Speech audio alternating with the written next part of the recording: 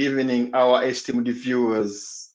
Welcome to the tower at UNN once again this week. My name is Dr. Juko, as usual, the presenter and the host of the show.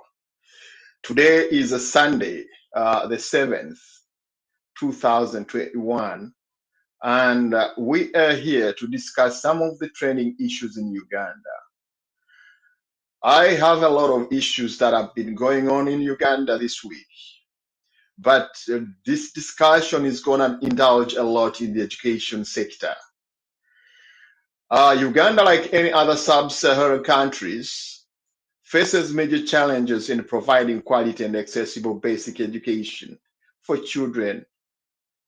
Early learning and development is compromised by lack of preschools and other early child development programs and qualified teachers, and also limited awareness and appreciation of the importance of these ECDs. It's documented that out of every 10 children between 3 and 5 years of age enrolled in primary education, only 3 are enrolled out of 10. And attendance of primary level education has grown because of universal primary education policies that were launched in 1997. But the quality of teaching and learning needs have significantly not improved. There's a lot of teachers' absenteeism, with more than 60% of the teachers in a classroom in over half of all Ugandan public schools. It's very pertinent to note that many children do not complete their schooling, nor having the competences needed to do well in life, because only one of the children who start primary school makes it to the secondary level. Less than half, that is 40% of students, are literate at the end of primary. Children with disabilities are largely excluded from formal schooling because of shortage of special need teachers and facilities. Secondary education is still inaccessible to most adolescents. Less than a quarter, that is 24% of the adolescents, are enrolled at this secondary level. Because of early marriages, early pregnancies, abuse at school, and shortage of school fees, especially to girl child, have affected their secondary performance and participation. The school environment also plays a role in keeping children out of school. School lacks adequate toilets and washing areas, and sexual abuse and caning of students is also another factor, though corporal punishment has been abolished in Uganda. This brings a very good background of what we have in the education sector. The education sector has been given a lot of money from UNICEF and other institutions that cover up the Ugandan education sector. However, the money has not been used properly. The government and private sector are all crying foul, having the same experience, regardless of all the other stunning factors. All these are going to be discussed in this regard. Let's have a video before I introduce my visitors or my guests. Let's have a video, and after the video, I'll introduce you my visitors or my guests in this studio, and those are going to discuss deep into the education sector. Thank you very much. Students have gone back to school, and we're talking about primary school going and secondary school going students. Of course, to a number of people, the main issue is are parents getting value for money from these students or from the schools where the students are taken. And issues of the national curriculum that is taught to these students is one of the things that they are focusing on. Now, we pick the mind of the sector players, the experts in this area, of what is being done and what ought to be done to produce students and pupils that meet today's market needs.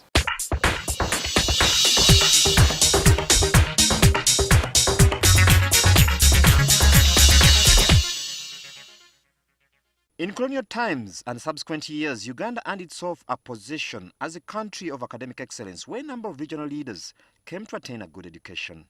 Among these were Mwai Kibaki of Kenya, Julius Nyerere and Benjamin Mkapa of Tanzania, who attended degree programs at Makerere University. In the recent past, this foundation helped the country attract a number of foreign students from the region and beyond, seeking good education.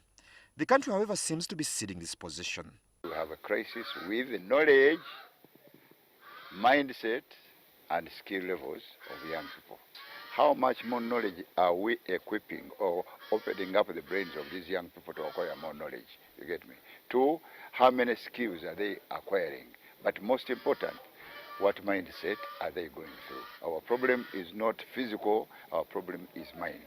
If we define what's wrong, what is missing in the competences of our young people, then we would know what we should do in order to cover those competences. Are you getting me? So that's the biggest problem. Then the other problem is what is wrong with the school system that is causing this incompetence in the young person? What is the sort of teacher we have in the class? The giver of knowledge. And remember, a child spends nearly a quarter of their lifetime at school. So the teacher is the most powerful changing agent. But the fact is the teacher effectively equipped, with the knowledge and skills and mindsets to transform these young people? And my answer is no. Uganda is currently grappling with a deteriorating education system, marked by poor retention of learners in school, according to several studies. Some of its gaps are anchored on its failure to provide knowledge that meets today's market needs. It is this gap that some experts are now trying to fill. The MIT have been lobbying for MIT to come to Uganda for the last 4 years. Good enough, I met the coordinator in the UK last year, by University of Bath. I discussed with him, and he accepted that this year they will send for us the trainers. These trainers train the students in the area of combinatorics, algebra, number theory, and geometry. It tests about critical thinking. It is not syllabus based. You just think about it. They give you a challenge, and you must think about the challenge. One of the areas being looked at is mathematics, which experts say is important in day-to-day living, but is not given the right treat in the way it's taught. The difference is that ours might be teaching maybe something where people can cram the methods, but this one you don't cram the methods. And the difference in this math is that you are set to have math challenge for many hours. Like when they go for IMO, they do it for 4.5 hours, 3 questions. Paper 1, paper 2, like that. This math, we do it without a calculator. This math, we do it without having the graph book. We are talking of graph book. We plot our graphs using our head. This math, we do it. Basically, it is a math which makes life very easy. They were even playing puzzles during the mathematics puzzle. So that's why when I look at the syllabus, our syllabus, in that case, our syllabus could be changed in such a way that it tests critical thinking, where people think outside the box. It would be very good. In a country where many employers complain about the low performance of graduates, experts feel paying attention to this subject, which emphasizes recipients' functionality beyond theory, is critical. Math is not a difficult subject. Math is only challenging, an abstraction. Because every time you think about X and Y, we just want to represent real life variables with just abstract values, say X. Say let X be the amount of money spent on a certain commodity. So we always get real variables in real life and then abstract it with variables, say X.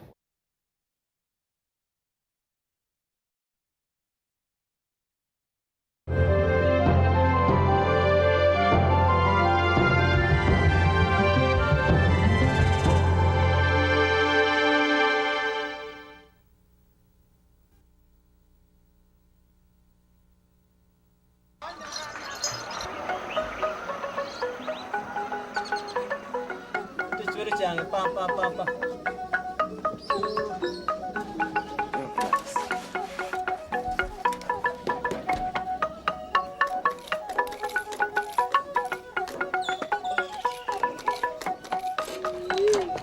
bye.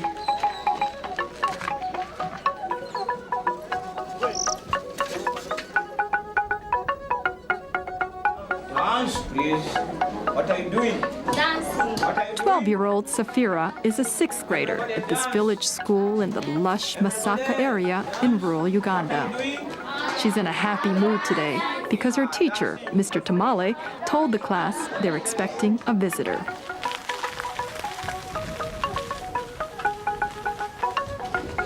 Hello. Hello. George Kate, the outreach tutor for this area, will spend an hour with Safira and her classmates. Morning, class. The children love Mr. Kate's visits because when the tutor spends time in the classroom, Mr. Tamale becomes a more interesting teacher. Has he done it? Mr. Kate is a guide to primary teachers in 27 schools within a 15-kilometer area in the Masaka district. To read out their set of verbs. Every day I just visit one or two schools, but you can cover maximum of 20 schools a month. Mr. Kate and about 500 other outreach tutors in Uganda travel long distances, often over difficult roads, to help teachers become familiar with new teaching materials and methods. Mr. Kate used to teach primary school himself, but went on to get special training to become a tutor. What can you say about this card? They see me as a supporter. I just try to encourage them, try to make them realize their mistakes, and then later on we do find a solution to their problems. They do help us. They try to show us that this thing here is wrong. If you do it here, it is good. So with that, you know how we improved on that. Thank you, sir. To principals or head teachers, Mr. Kate is a mentor. Dear parents, you are welcome to this mobilization. To villagers, he's someone they can come to for help and advice. Mr. Kate's job, complex and often grueling, is vital to the success of educational reforms Uganda has been putting in place since 1993.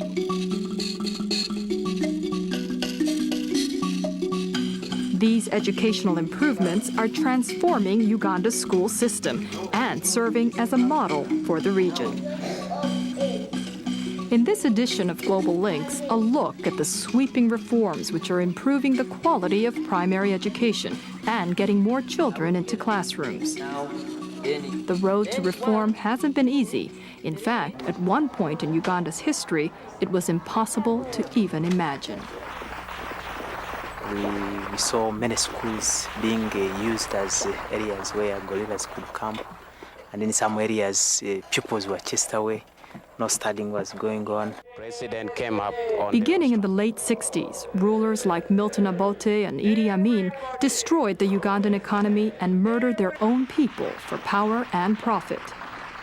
A civil war to drive Obote from power in the 80s left the country in ruins. The effect of the war years on the schools was really devastating. You lost schools, whole structures, they were damaged. We lost all our teachers. And even the teachers who were training as soon as they were trained, because there was no way that government could hold on to them. Yet during these years, even the poorest parents continued to pay for their children's education, often at great personal sacrifice. Parents had, for many generations, believed that education was the key to success. So they continued. They picked up what government had failed to support. In the politics of Yes, thank you very much, the producer, for the video. And I think it has given a very good, clear picture of how Ugandan education system is. As usual, today I have guests in the studios, and I have Lawrence. Lawrence Semugoma, you are welcome to the show.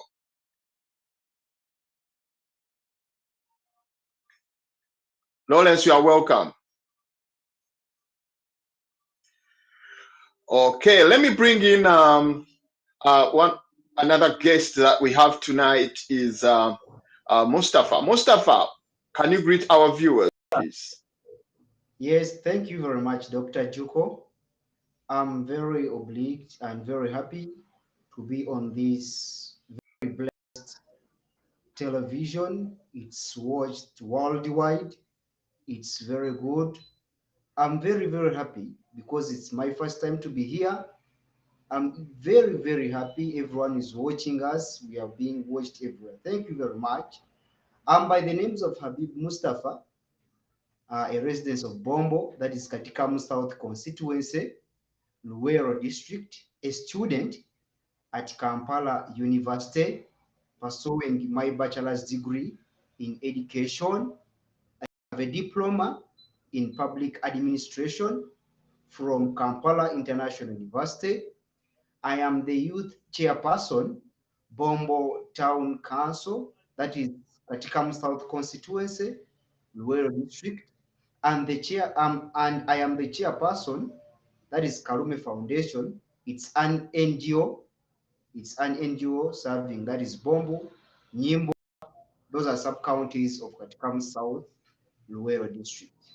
Yeah, that's me. Thank you very much, Dr. Joko. Thank you very much, Mustafa. It's pleasure. I happen to be coming.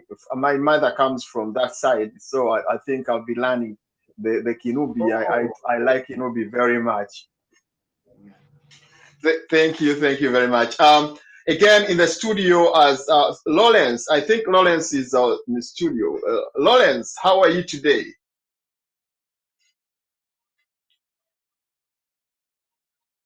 Lawrence, can you work on your sound?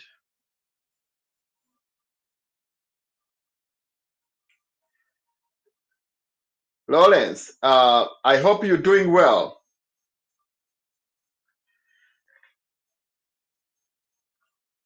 We must be having some. We must be having. Lawrence, do you hear us properly now?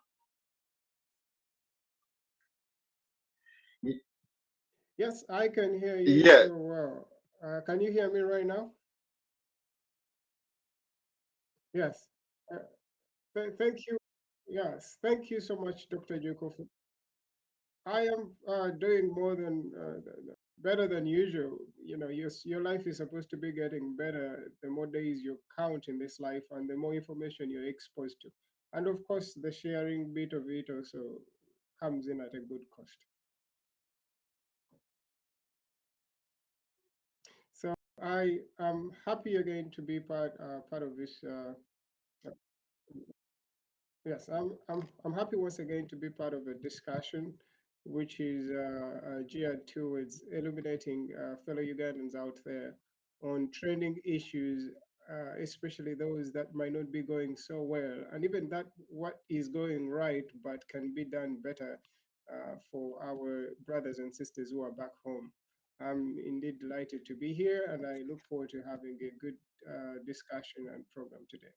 Thank you to our viewers and thank you to everyone. Yes, thank you very much, Lawrence. Lawrence, we have more visitors, more guests, but I'll bring them over. But I want you to tell us what has trended this week. What do you think has trended? Just in 2 minutes, and then we see what to do next.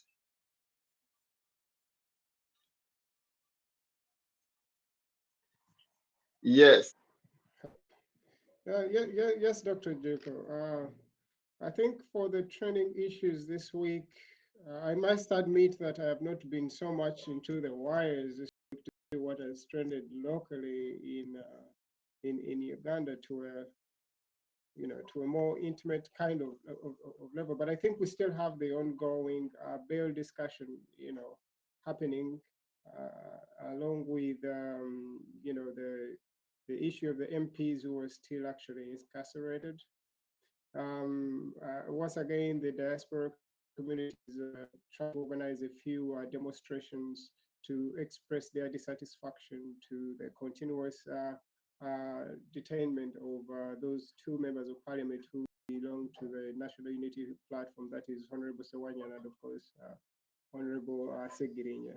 That is still happening in the background, but other than that, I didn't see so much of a difference this week.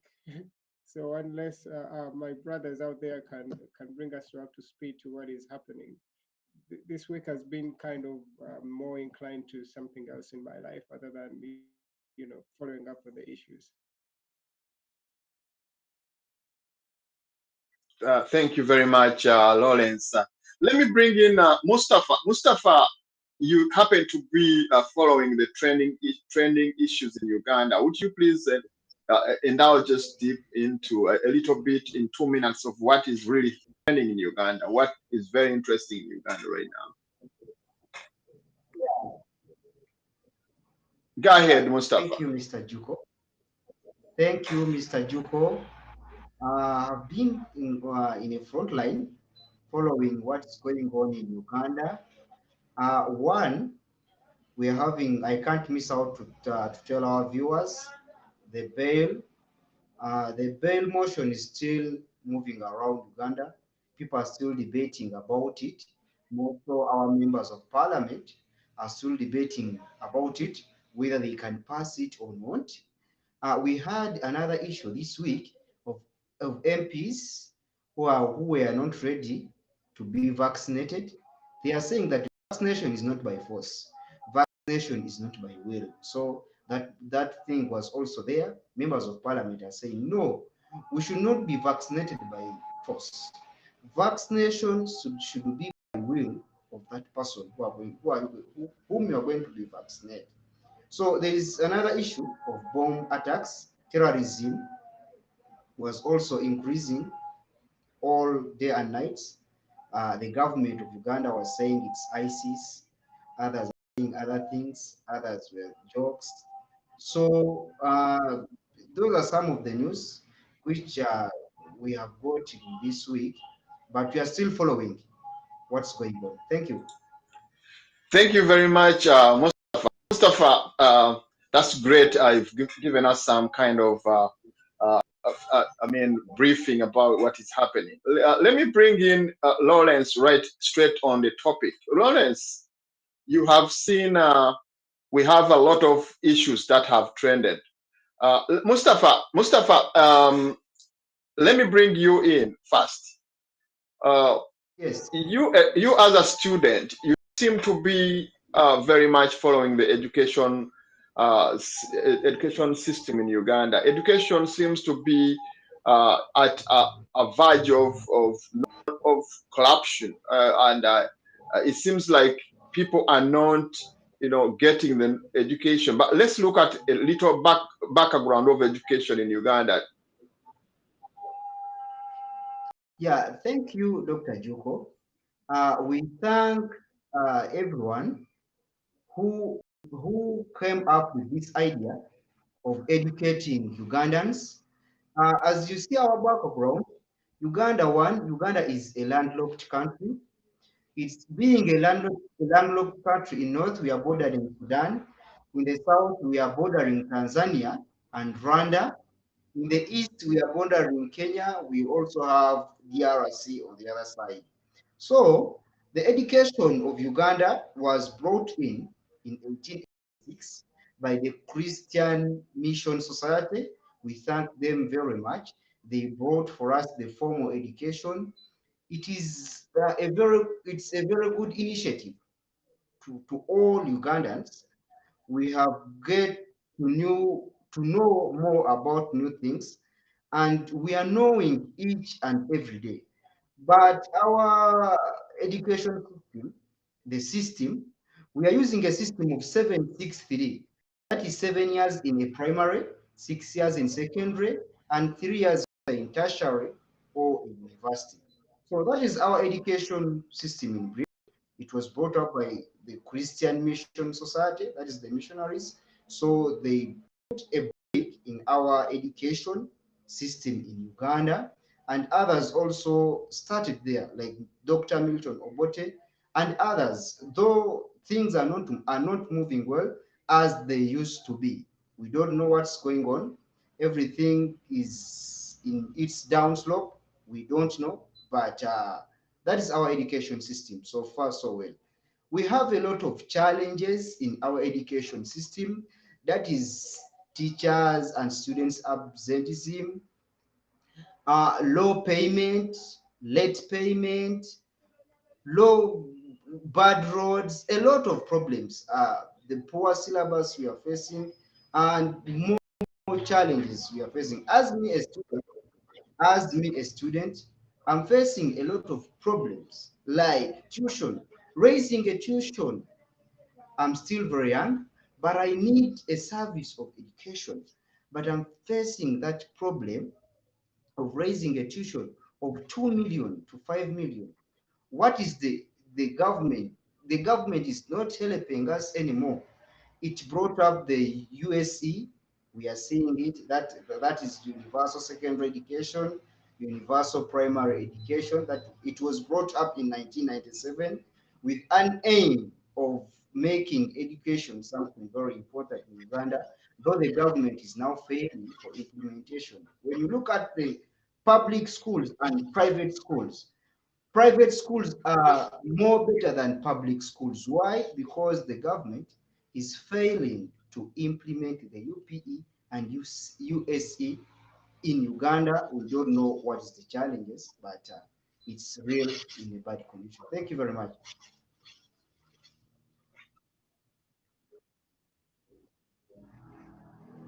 Mustafa, thank you very much for that kind of. Let me bring in Lawrence. Lawrence, you seem to be following up the education system because I believe you went to school in the same system. Would like you to give us a brief background of what you think the education system is and what do you think was not put across properly initially. Because in usual terms, we always say that things don't go wrong, but they start wrong.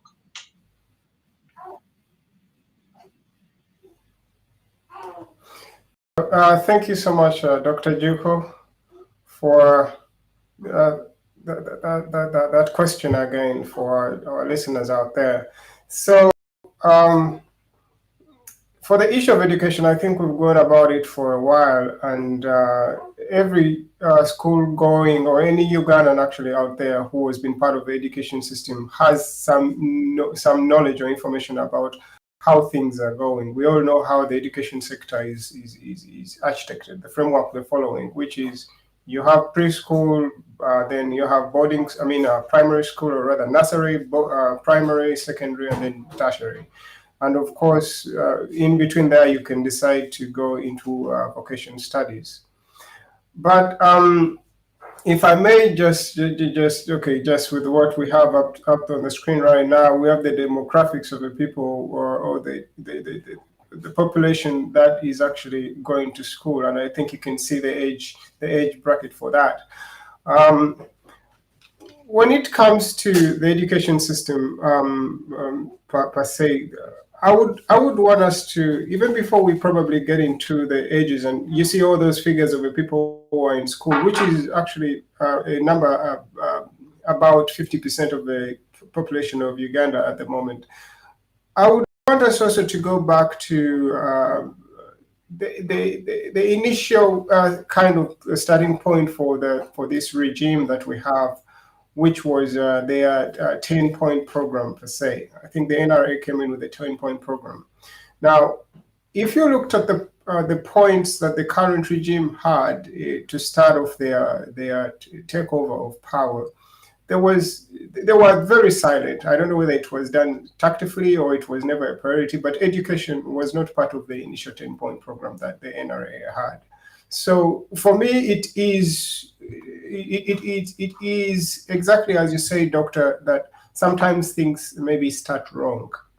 they don't go wrong. So at that point, if this wasn't a priority, that means there was no plan, or it was one of the things that maybe did not have a crisis at the time. At least what was cited, they had insecurity, democracy, corruption, all these other sectors that were, the unfair distribution of resources, which was, I think, tending to the people, or rather the past leaders who were in power. Education, rather, most resources seem to be confined to those ethnic groups, per se, in terms of job distribution and all that. But if you go back to the initial 10-point program, there was nothing to do with education. So for me, it doesn't surprise me that fast forward to where we are, we seem to be like education is in a crisis. It is because it was never a priority at that point, or it was something that was going so right and no one needed to touch it. And of course, like anyone knows, any program or project out there, if it is assumed to be running okay, then and little attention is paid to it, things are going to start to go wrong. So we can't say that maybe fixed other issues like the regime is so clear to say that at least they've improved infrastructure, telecommunication. The statistics they always give you with the road network and all that, we don't seem to have that for education. But at least there is a good record to show that we've been borrowing to fund education over the last 30 years plus, going all the way back. So we have borrowed a lot, and we have gotten so many grants to improve the education sector. But why does it seem like my brother Habib has just explained, that things aren't exactly going so well, even for him as a student? Let's start off with the mission statement of the Ministry of Education right there on that. You can see.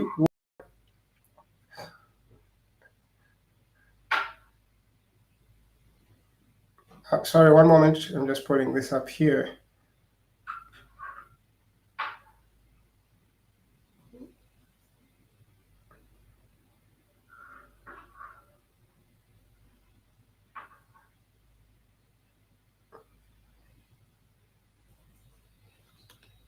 Oh, God.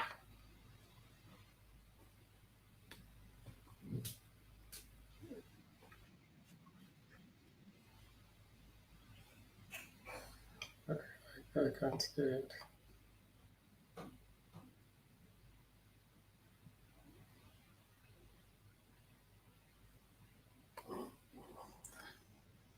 Okay, sorry, viewers. I just got a little stuck here looking for something through my files. So, getting back to just the vision statement for the Ministry of Education, it's just quality education and sports for all.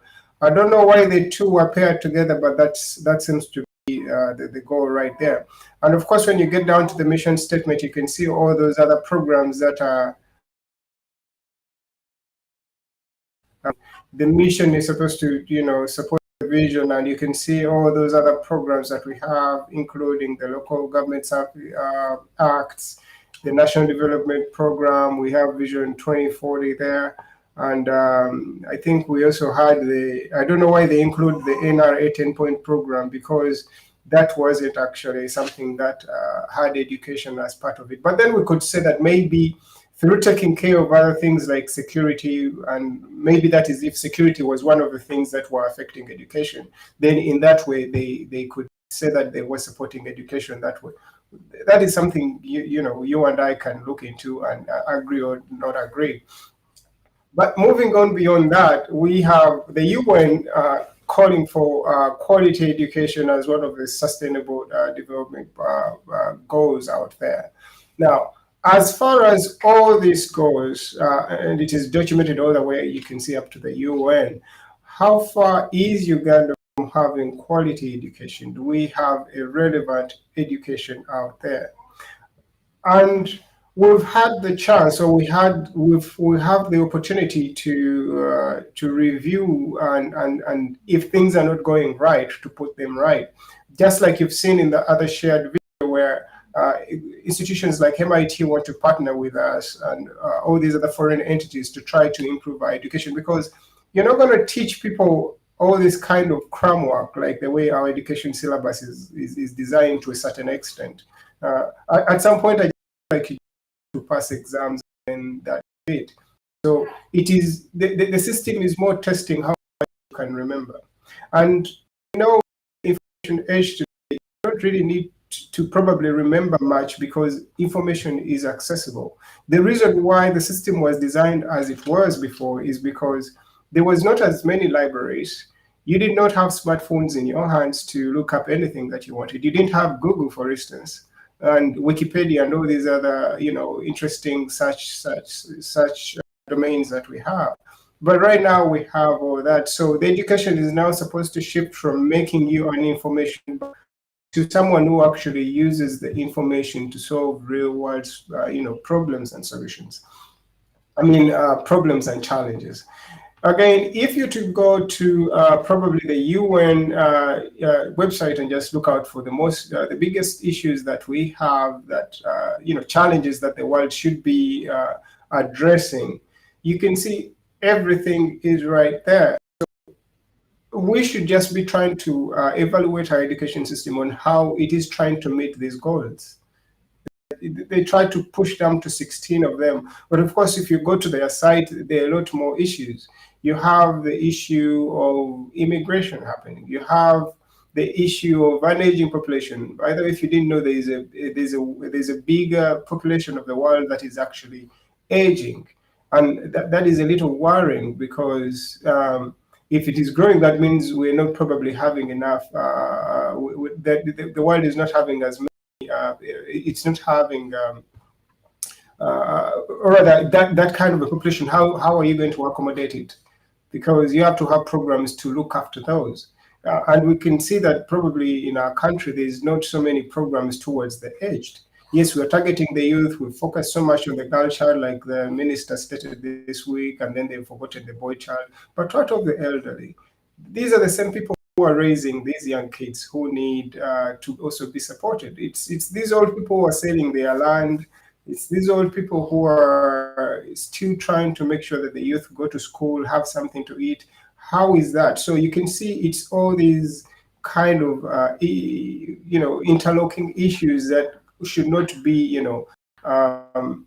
neglected. So it's one thing when you get funding and then you target it in one area, forgetting all these other facets. You're going to end up with a crisis. We've borrowed money for UPE, USE, and I think there was some money for skills development at some point. We even borrowed some money to improve infrastructure through education, that, if we have a good road network, maybe that will help in a way, which, it is subject to how you look at it, but that's how the government viewed that when it was taking that loan from the World Bank. But how is our education geared or aligned to the issues that the world is facing out there? Look at maybe the issue of democracy. We can almost admit that we are failing as a nation to practice democracy. It's one of the training issues out there. How is the education of the school system trying to solve that? Do we have more studies? I think we used to have civics back in the day, which was good at bringing up a kind of civic inclined population. We don't have that anymore. Studies like that are reducing. And again, if you go to the university or anywhere else, how many people are taking political studies? If those have been neglected, then we can say that maybe we're not focusing so much on democracy. But we can agree that sometimes it is practiced, like when in schools, people have to vote for their monitors, they have to vote for their prefects. There's some bit of democracy which is practiced there. I don't know to what extent. Every school has its own way of doing it. In some cases, they just select who, the leaders they want. The school administration has favorite children in school. Those are the ones they want to be leaders. So you can see sometimes that kind of the practice of democracy from schools goes on to come into the wider world, where you're also having selections instead of having elections. So as you can see, it is a very wide issue out there, and it really requires a lot of yeah, putting some thought to it as to how we can proceed to resolve the issues that it is facing. So I'll leave to submit at that point.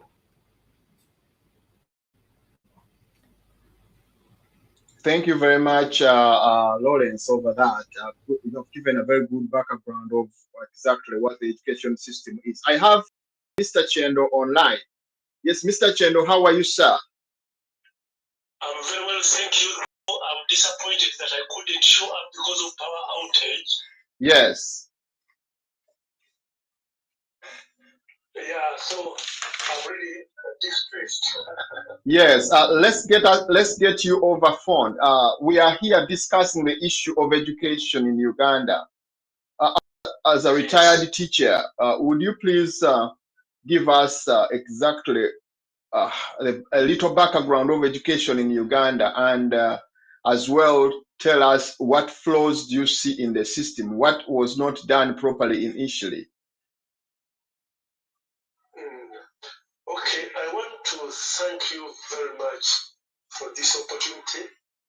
Though I missed a video opportunity, that in as far as background of education is concerned, I really would like to limit myself to the interim period when the government of Yoweri Museveni took over power in 1986. I want to say, when these people came to power through the gun, what they did or showed at that time was that education was not a priority in as far as they were concerned. According to them, I think security was paramount. We really had a problem around 1989. We had strikes in Makerere, and really the leaders of the state at that time showed that education was not actually a priority.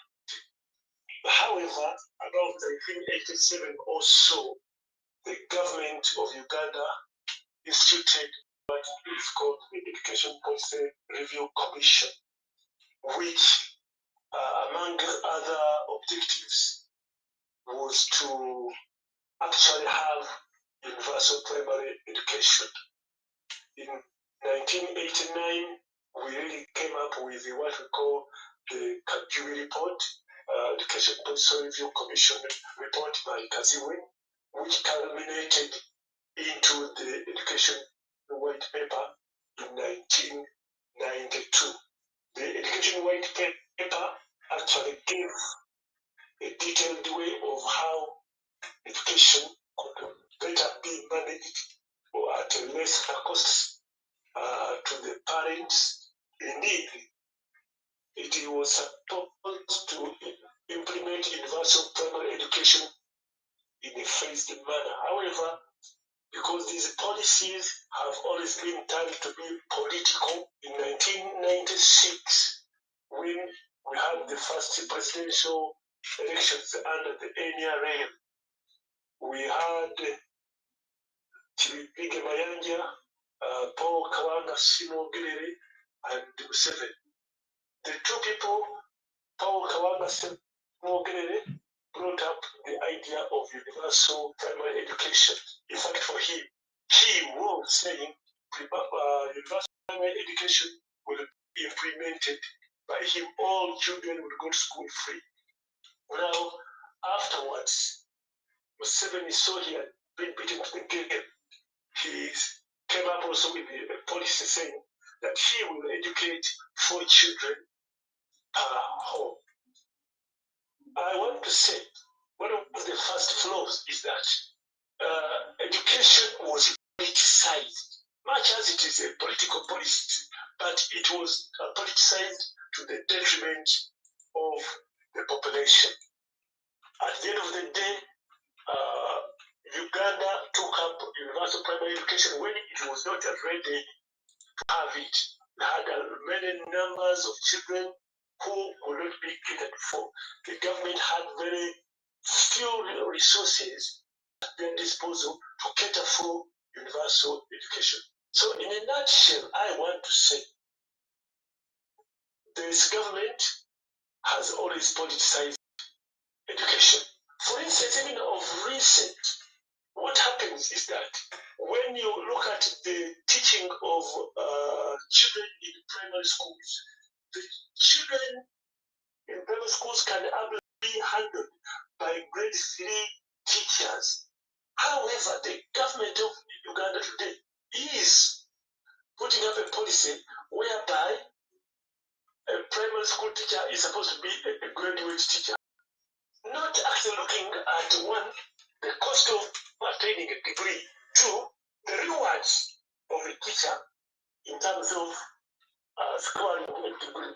But the question also is about relevancy of a university degree in our education system. So, in a nutshell, I would say the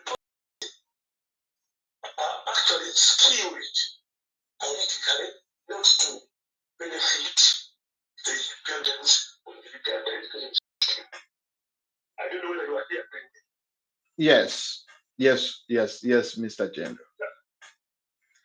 Yeah. So, do you mean to say in your submission that the education system just failed right from the inception?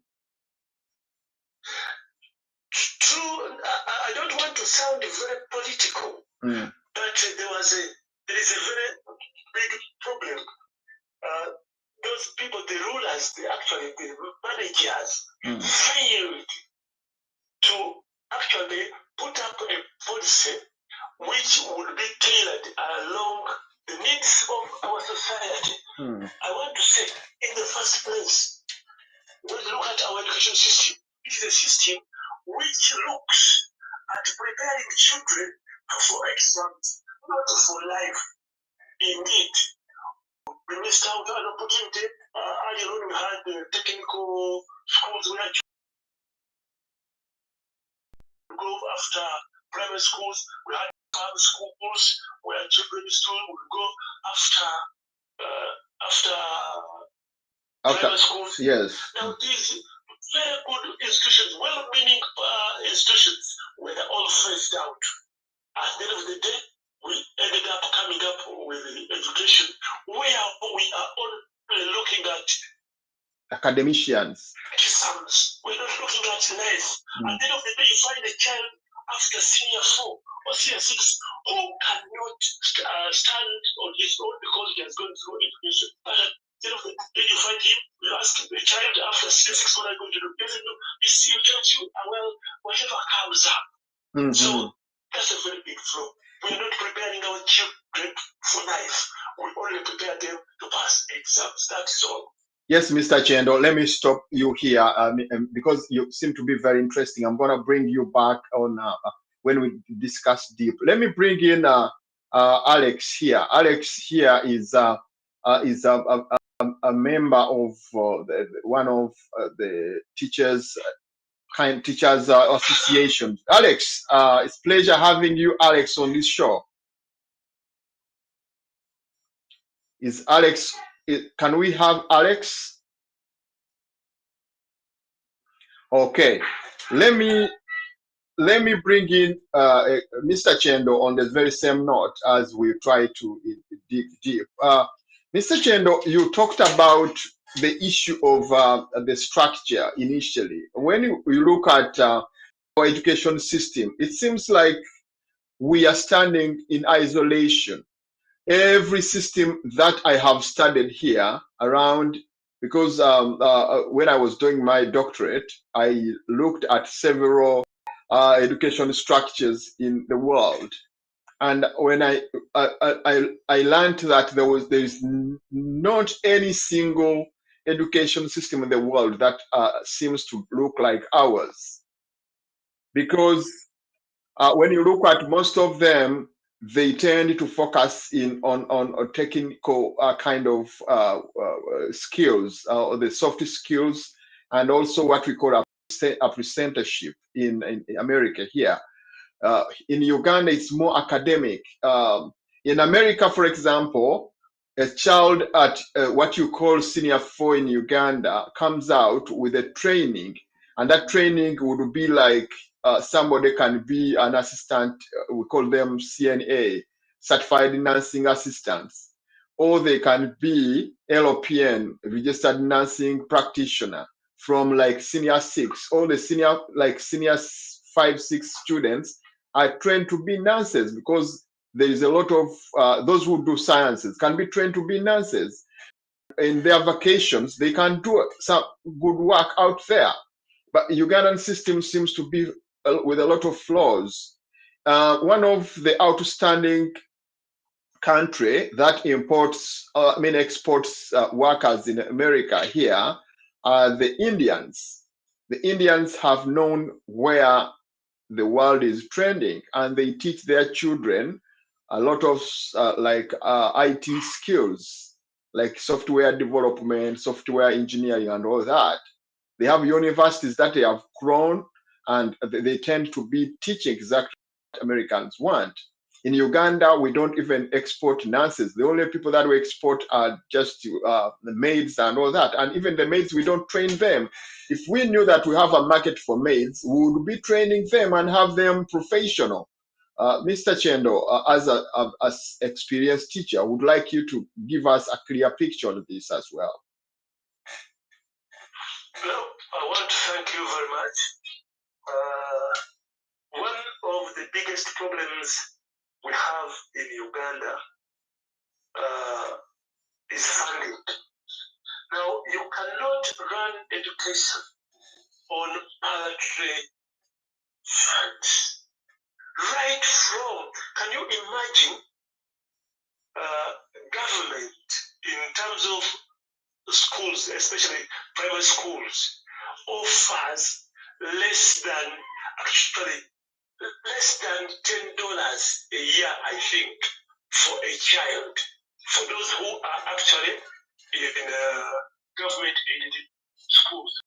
You'll find there is a very big problem in terms of funding. Now, you cannot have anything without funds. Funds are what would run everything. The schools have not been built. The teachers have been poorly trained. Now, leave alone that, the policy to have children who can sustain themselves after school is not actually in place. Now, the very big problem is especially about the funding. Funding has been a very big problem. Now, the biggest fund will always go to the army, will always go to the military, will go to politics, at the expense of education. Now, you cannot train nurses minus the institutions where they are going to be trained. You cannot train them without the facilities. You cannot train carpenters without workshops in schools. You cannot have farm schools when land that would be actually for farm schools is ditched out to factories, to other entrepreneurs. At the end of the day, funding becomes a very big problem. I want to state that unless Uganda changes and allocates education funds that can sustain education system and to redesign the curriculum to the extent that it can help have children who can, one, fit within our society, two, that we can export even outside. You have really said it. We are actually exporting maids. But not only that, we are also losing out on professionals who cannot live here in Uganda, but at the end of the day, they get to go and work as casuals. You find those who are teachers working as casuals somewhere outside, even nurses who have at least going through the system, be employed here, they end up doing casual or manual work in the South, in the Middle East. So, listen, the problem is about funding. Yes, the problem is about funding, Mr. Chendo. Let me bring in, I wonder whether, Alex, do you hear us? Do you get us? Alex, can you hear us properly? Yes, I can hear you. Do you hear me now? Okay. I'm Alex John Selu. I'm the National General Secretary for the National Private Education Institutions Association, and I'm a proprietor of a private primary school called Good Hope Nablaga Primary School. And I've been a member of the COVID-19 task force of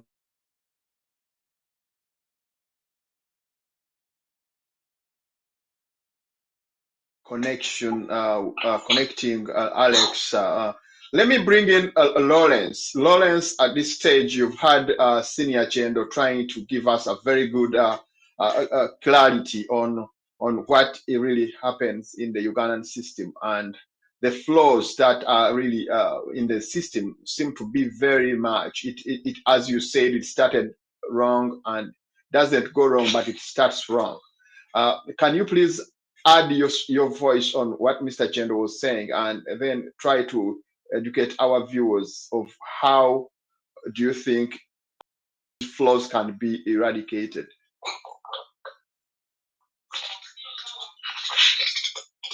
Yes, Lawrence. Yes, we seem to be having some problem with our guests. Mr. Chendo, still on you. We seem to be, as you've mentioned, that the funding might be also another problem. However, when we look at the data here, we seem to be having so many funders like UNICEF, like which are World Bank, which are giving a lot of money, and this money seems to be misused. So, what do you think should be the issue when it comes to funding? Does the members of parliament or the parliament as an institution have something to do with that? Can it regulate over it? Okay, I want to thank you once again. But true, Uganda has borrowed right, left, and center in terms of the various aspects of life in Uganda. For instance, actually, education. You will find we may have all these as funders, but the question is who actually manages the funds. That's a very big problem which we experience. So when the funds are there, the question is who manages the funds, who plans for the funds. At the end of the day, sometimes you'll find we have borrowed and don't even use the money which is supposed to be used. In most cases, you'll find the failures stemming from planning. Our planning may be too bad, actually, to accommodate with the money. So you really see that much as the foreign funders, much as multinationals are supposed to be funding, our planning is also in tatters. That's a very big problem, also, planning. Thank you very much, Mr. Chendo. For now, let's have a break, and when we come back, I'm going to bring other guests to dig deep as Mr. Chendo's, in Mr. Chendo's submission, and then we can see how we can help our viewers to understand exactly how our education sector needs to be helped. Let's go for a break for now.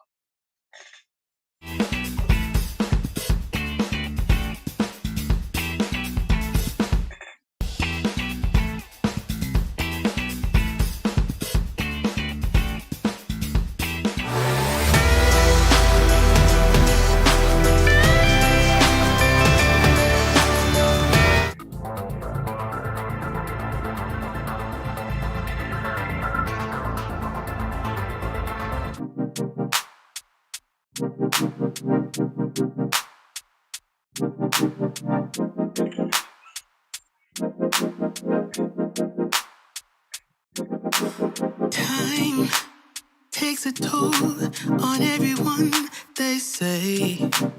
Time is merciless, it won't wait for us to change. Time, I am stressing out, I can't figure out what to say. Oh, time, just give us time. Time, looking back on pictures, and I find it hard to see you and myself in places.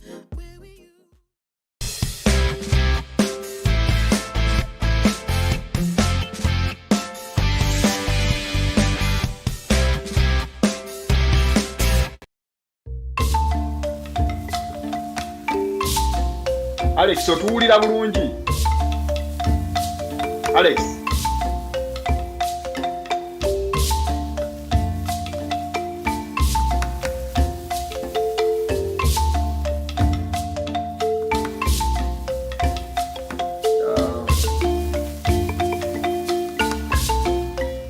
I can have him.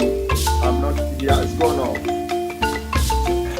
I don't know what happened to Lawrence. Lawrence says it's not getting the best. The link says it's off.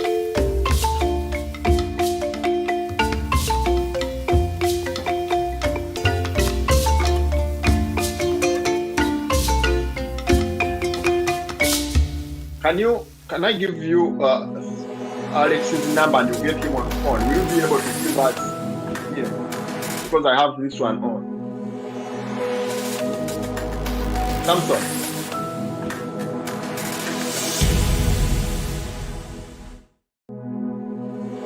Because I have this one on, it's where I can.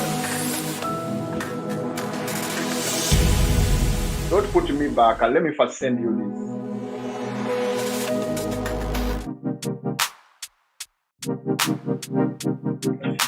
Look what the other guy is back. People are back now. Let's. I'm going to bring Time takes a toll on everyone, they say.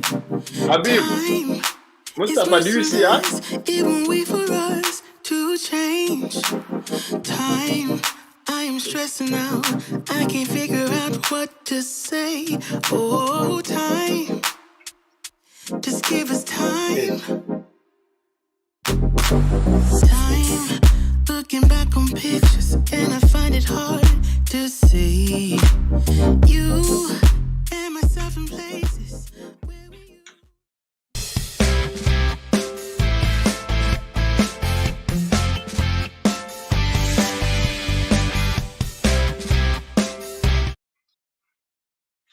Thank you very much once again to the second edition of the Tower at UNN. My name is Dr. Juko, the host and presenter of the show.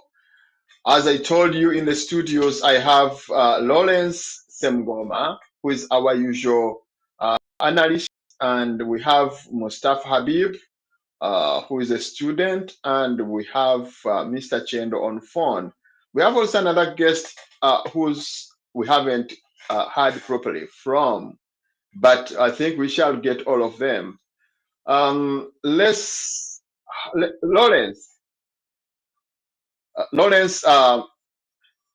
can you hear me, Lawrence? Yes, please. Yes, Lawrence. You have had Senior Chendo giving a very good, impressive information about the education system and how the flaws have affected the implementation of policies. Can you dig deep as well into what his submission, and then we see what goes on.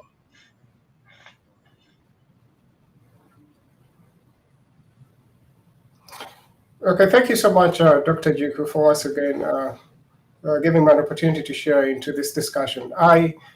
I would want to look at just one other issue in complement to what Senior Chendo was just been talking about. I want us to focus on the National Development Plan that we have right now, the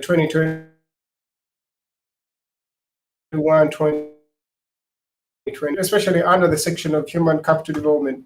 It pretty much gives a good picture of where the education is at the moment, which is admission, at least in that plan, that things are not going so well. Campaigns out there, or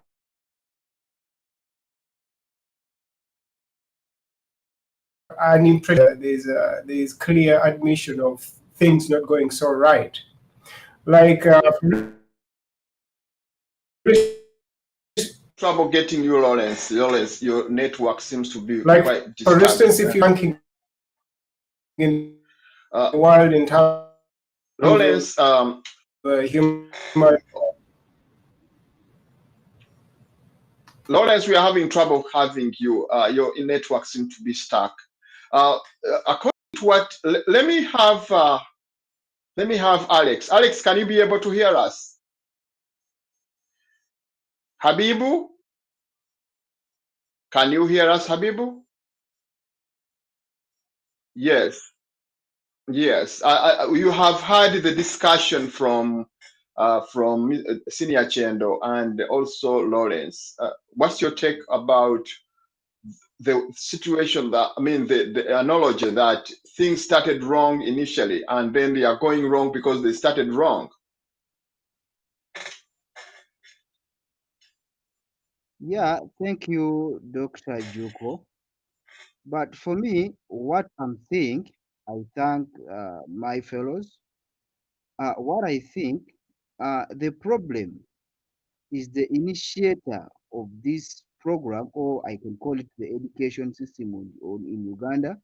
Those who are implementing it are not doing the right thing, what should be done.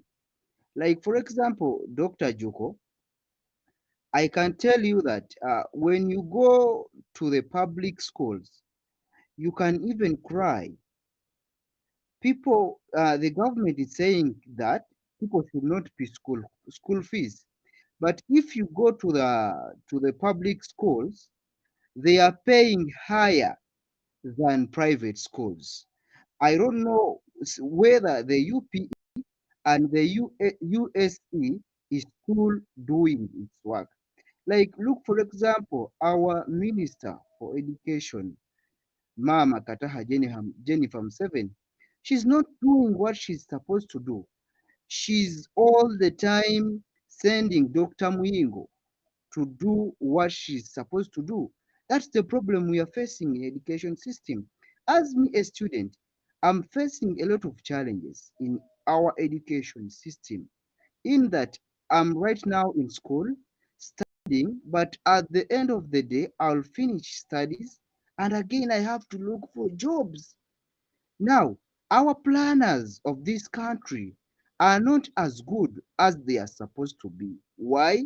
They have to plan first the students on what we are going to do after our education. What are we going to do? Yes, we have studied. I have my degree in so and so and so. Now, what am I supposed to do? But the government has not planned to us well. So, what I'm praying to the government as me a student, one, to change the system of the education, to put in, to employ those people who can manage our education system, to look for those people, not by in that, we know you very well, you can lead this. No, let's look for those people who can take our education system. Like, for example, Dr. Joko, I can tell you, if you go to bigger schools, the one we are hearing on radios, TVs, like the St. Lawrence, you can go to Seta High School. They are doing well. They are private schools. Why are they doing well when they are private schools? We have our private schools. They are government aided. So we are facing a lot of challenges, our education system. Now, let's look at the syllabus we are teaching our learners in schools. Our syllabus is creating more job seekers than job creators. Let's look at our system. When you see the ranking, you can see it's not going up, it's slowing down. You can see from P7, the percentage is going low. Those are going in secondary school. After secondary school, those who are joining universities or tertiary institutions are also becoming very low. Why? We have a lot of challenges in between there. We have a lot of challenges in between there. Our roads are not well.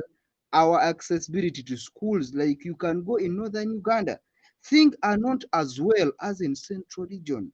So we request the government to look for those people who can manage our education system very well than any other person, not to employ people by advantage because they know them. Let's employ people who are well advanced with the experience of education.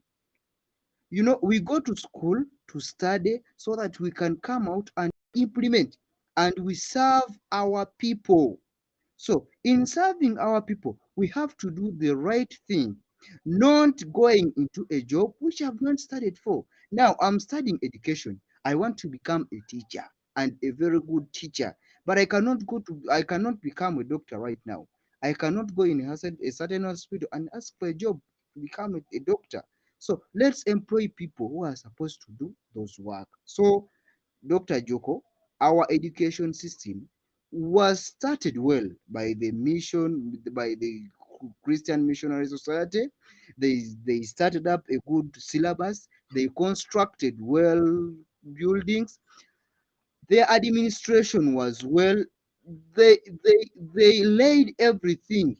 They laid a good foundation. But we ourselves as Ugandan were the one we are the one removing all those they started. So thank you very much, Dr. Joko.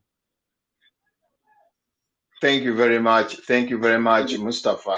Thank you very much. Lawrence, let's dig deep into the element of how the education system has been flown, as Mr. Chelo has said. And let's also look at what do you think needs to be done in order to, to bring up to date the situation that we are having.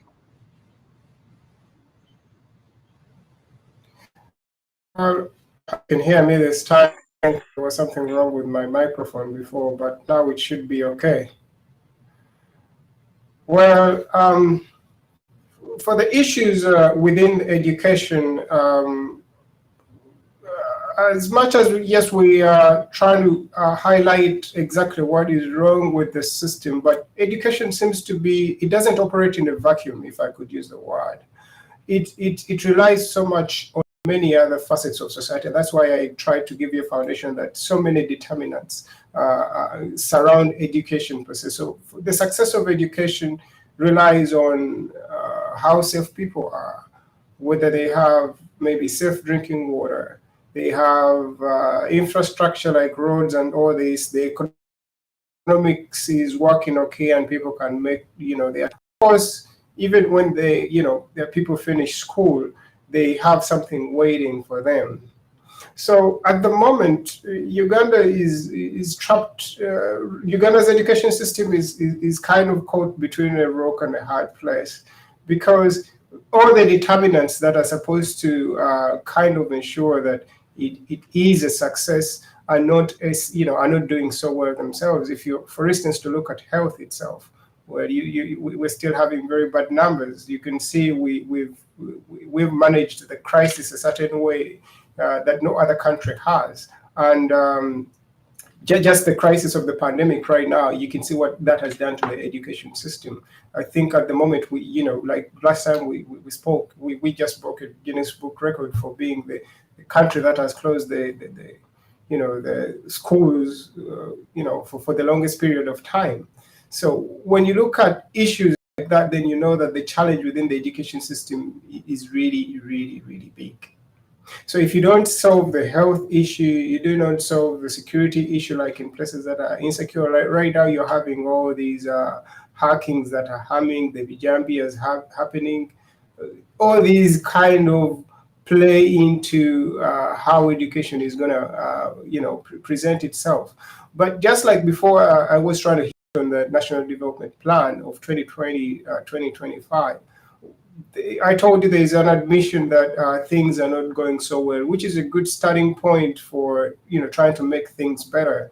Like at least there's a plan to see that we can try kind of move beyond what is not exactly going right. Like, yes, we are admitting that our population clock is kind of worrying. We have, I think, the second largest, youngest population in the world, and then our fertility rates are so high. I told you we're adding about 1 million people every year. If you look at where we're going, we can't manage that population per se. And again, how does education now fit into that? Remember, as the population is growing, that's a two-sided thing, issue right there. I think at some point the government was like, no, the more the bigger our population, the better, because that's a good market for our products. But again, who's going to produce the products and who is buying?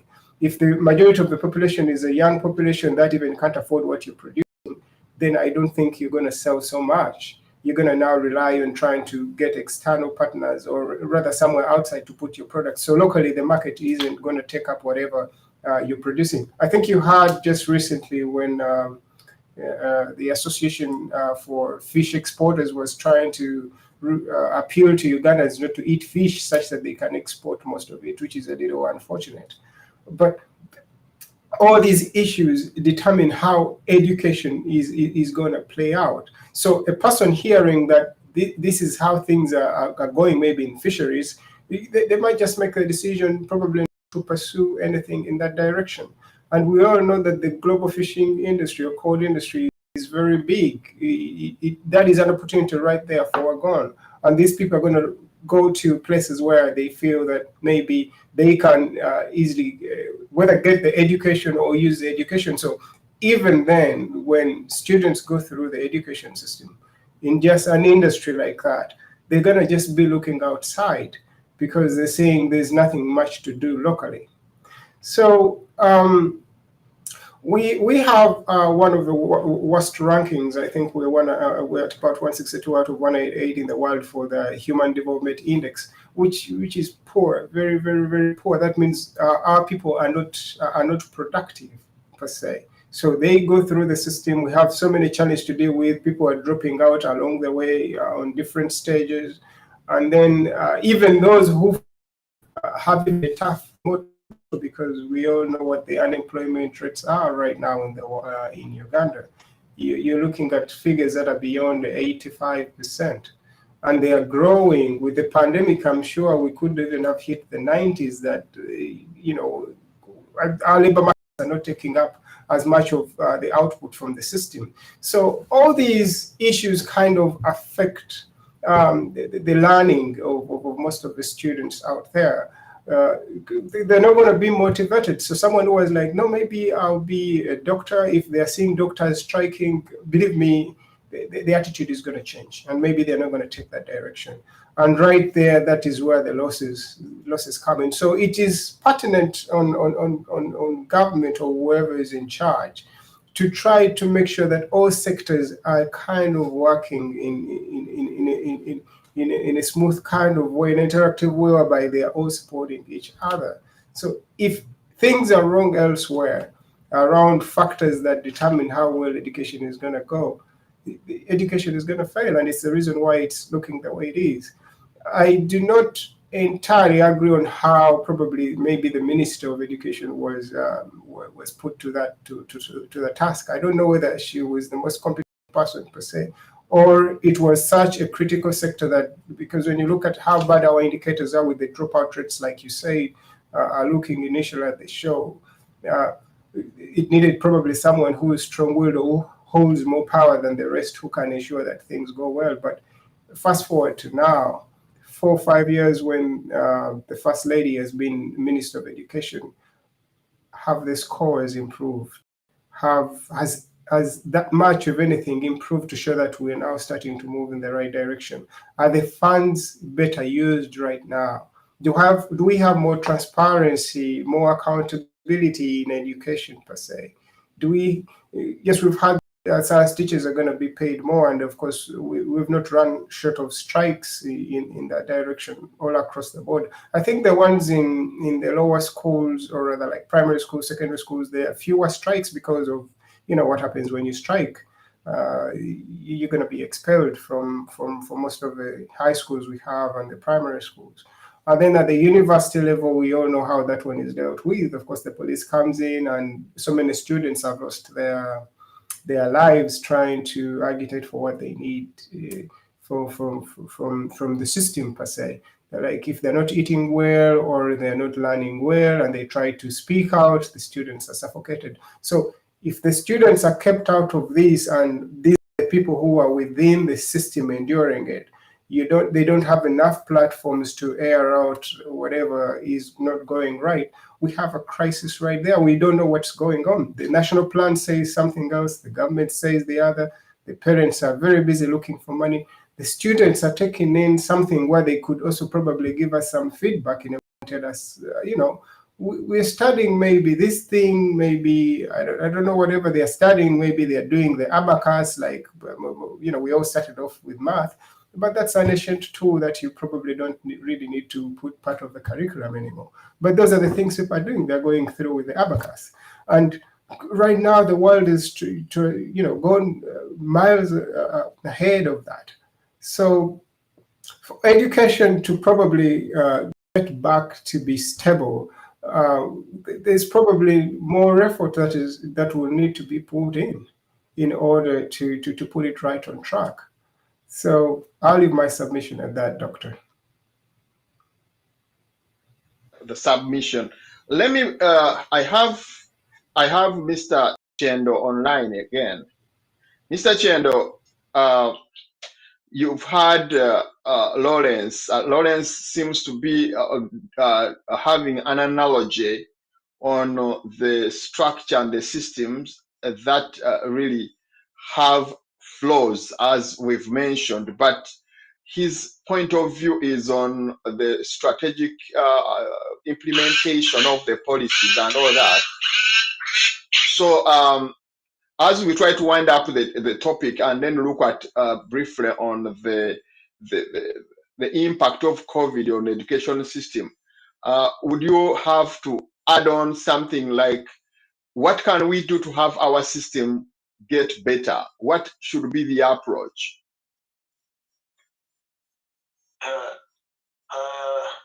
Well, quite a lot could be done if make meaningful change to our education system could be achieved. In the first place, we really need to look at the mindset of our people in terms of how they value education and what they actually hope to get through education.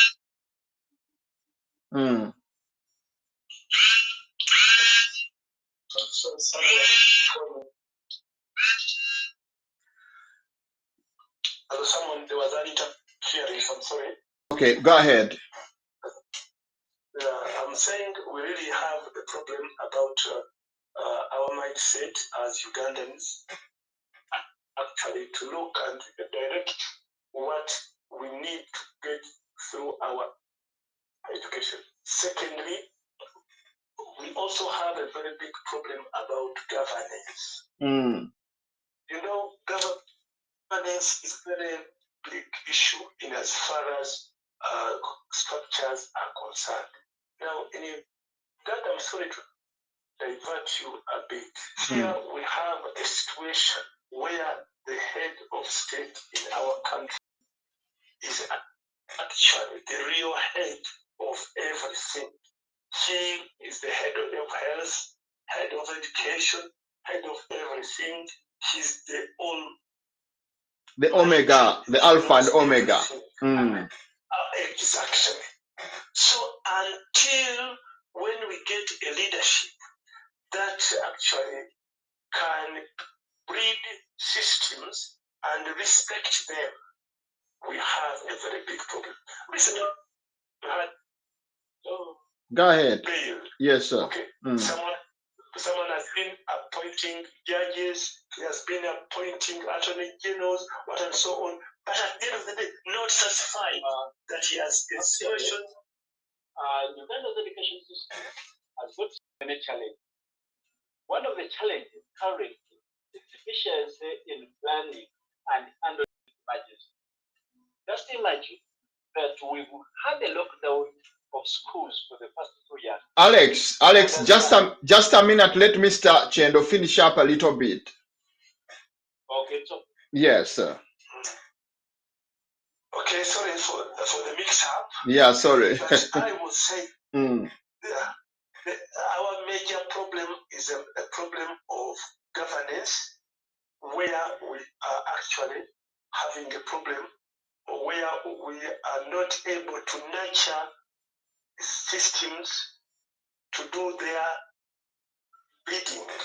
Now, if you have a Ministry of Education, which will be actually handled by a minister who is not there because of merit, but because they are someone's wife, then be sure we have a problem. So the major problem is about governance. Unless governance is actually realigned, a very big problem as far as structural problems are concerned. Thank you very much, Mr. Chendo. I'm going to come back to you when we look at the issues of the impact of COVID. Let me have Alex. I have Alex on phone as well. Alex, I know you had some problem with getting you on, but yes. Thank you so much for this opportunity. First and foremost, the education ministry or the education sector is having a lot of challenges. One of them is having a corruption as the biggest challenge. Everyone in the education sector at the helm of the ministry is trying as much as possible to look public resources for personal gain. Actually, that's why we are seeing that people are building classrooms and they collapse the next day. That's why you see people are getting a lot of money, billions of money, to make publish learners books or learners study material. And at the end of the day, you don't see them. That's why you are seeing that actually very many of the expected facilities are not put in place. Yet the Minister of Education is hugely supported by the government in terms of the budget support. Then too, also there is inefficiency in service delivery. There is actually a deliberate inefficiency in service delivery in terms of education. Take an example.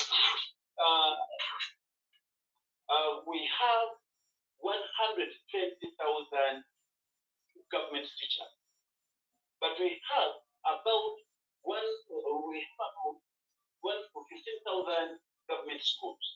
If you just make a simple roundup or a ratio for that, you realize that very many schools have very few teachers. This is bringing in an inefficiency. Also, you realize that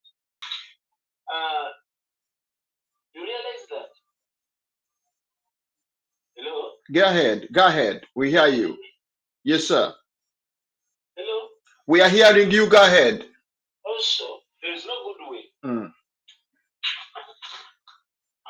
Hello? Yes, go ahead. We're hearing you. Hello? Hello? Can you go ahead? Hello? Unfortunately, we seem to have lost Alex. We have lost Alex. Let me bring in Lawrence. Lawrence, let's look at the other side of it. We have had a big problem when it comes to COVID. COVID has brought a lot of chaos in all sectors, but most pertinently on the sector of education.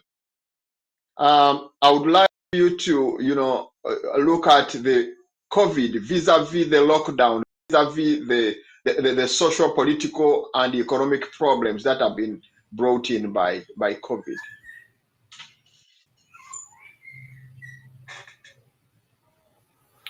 Well, thank you so much, Nadine, right there. Looking at how COVID has actually, impacted education, I think it has been the worst hit sector in the country per se.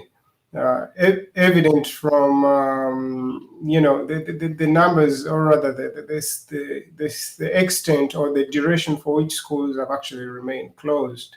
So we can almost all unanimously agree that education has been hit the worst.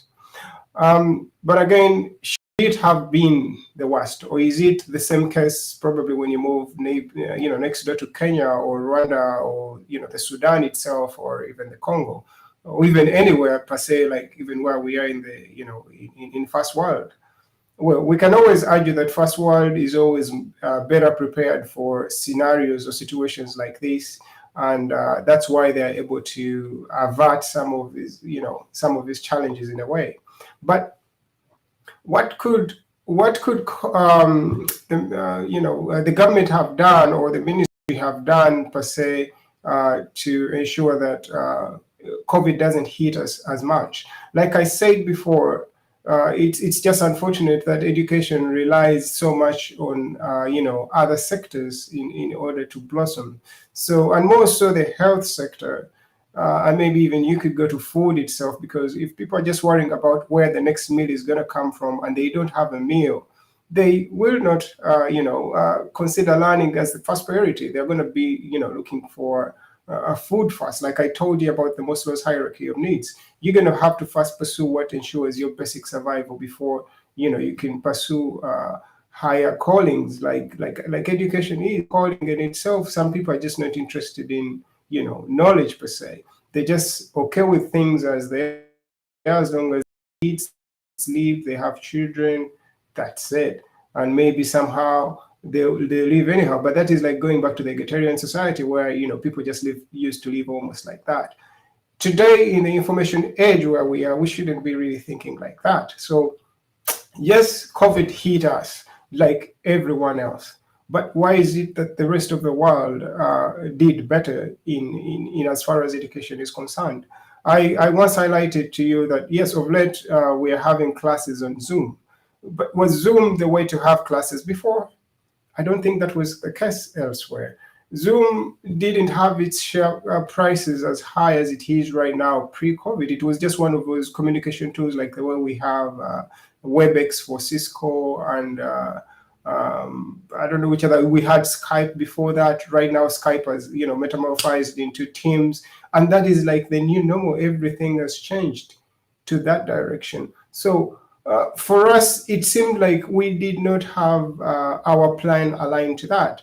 Again, if we just go back to the National Development Plan, which I was just getting into earlier, if you're to look at the reforms they looked at to kind of improve the human development aspect or sector, they looked at things like, if I may just go through, I think there are just 7 of them. It was operationalizing human resource development framework, expanding schools to have double shifts to increase the access. So instead of schools having a single shift, that they could have double shifts. And I think that is happening in a number of schools out there. They were just looking at having more numbers in. And again, you can see that strategy of reform right there. It did not consider COVID, because if you put in a double shift, you're putting in so many people in the same premises where the virus could be, and then you're going to probably affect them in a way. So in that case, that reform cannot even be implemented in the COVID crisis we're in right now. If you're to look at the other reform, which was trying to enforce compulsory retention of schools, children in school to at least 11 years, amend some laws to provide industrial integration, and all these other good things. I wish I could share this. I think we'll share this screen eventually. But these reforms that we had did not consider that. So whoever comes up with this budget and this plan is not considering risk.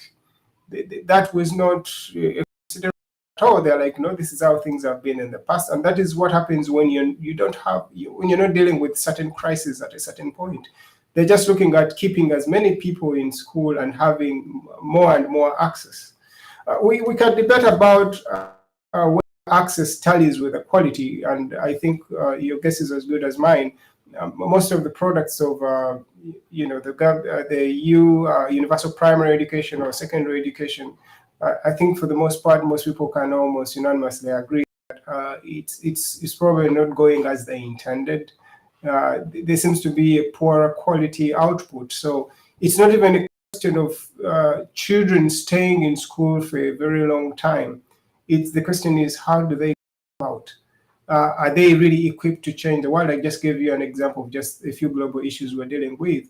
Just this week, we had a billionaire Elon Musk appeal to the World Food Program and the UN that if can convince him that 6 billion can resolve food shortage in the world, is happy to sell his stock in his company, which is Tesla, and then just give them the money and then they resolve hunger.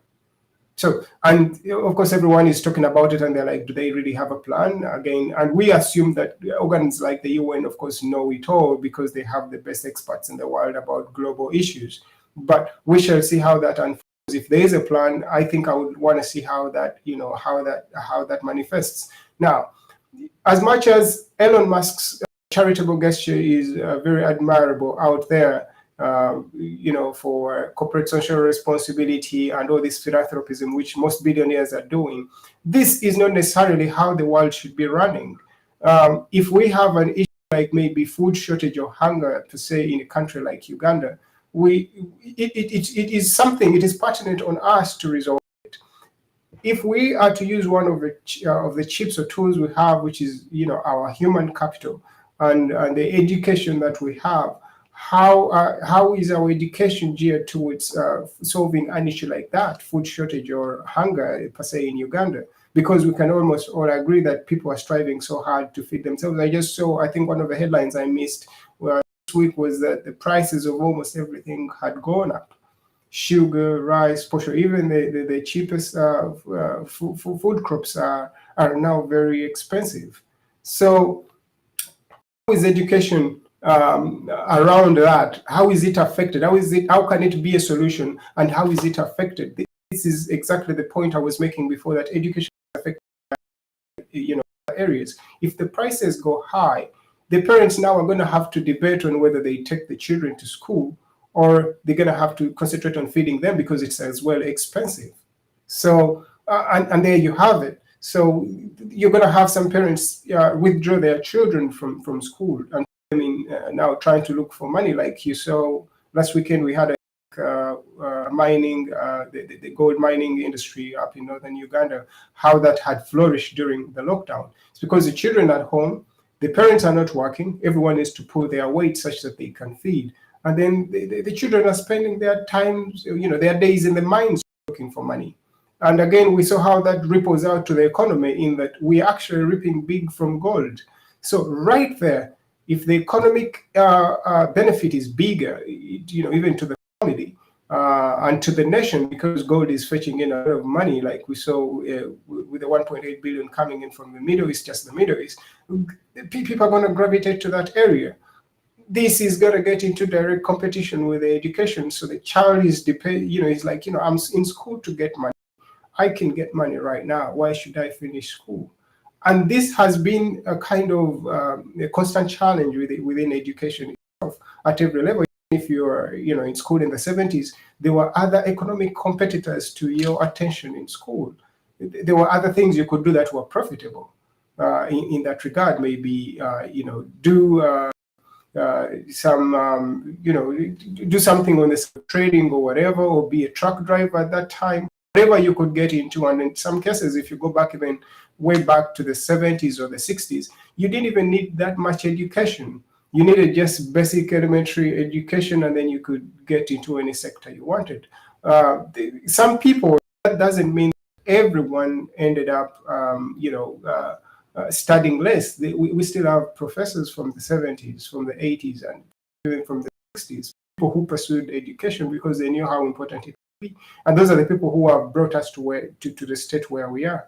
So now it is, how are we going to deal with that challenge? Because as much as we might think it is isolated from education, but it is part of education. So education has as a sector is facing probably the worst the worst challenge, or you can never imagine ever since, and that's why everyone doesn't seem to have answers, and they are looking at radios and all these other programs, and right now it is very expensive. You look at, I think there were some people circulating a few bank slips of certain top schools, and people are paying as much as $1 million, 2.5.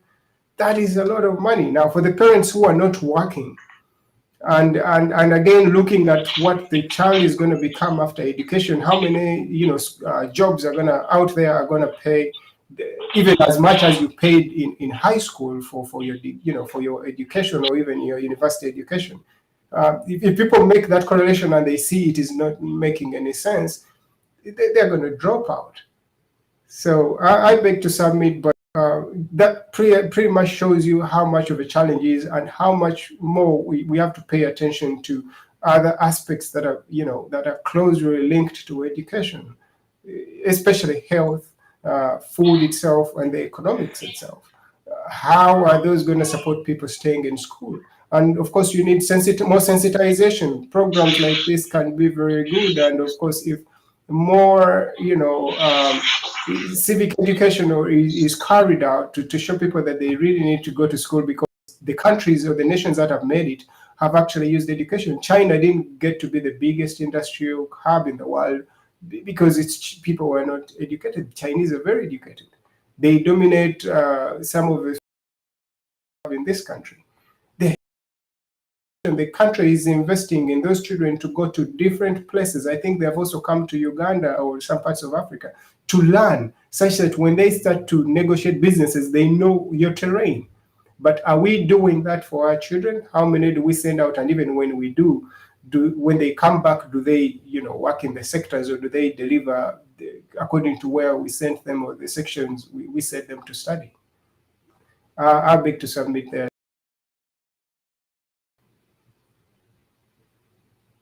And on phone again, as we try to wind up, Senior Chendo, we would love you also to look into, because as we discussed prior to this, we are making it clear that the system seems to having flaws right from the onset. Now, in the due process, we've looked at the areas of that need to be covered up. Now, we have also another problem of COVID. COVID has brought a lot of issues here and there. We want also to look at how can we, what are those problems that have been brought in by COVID? Okay, thank you once again. I want to say COVID has been a scare. The world scare. As I see, it is a scare that was inflated.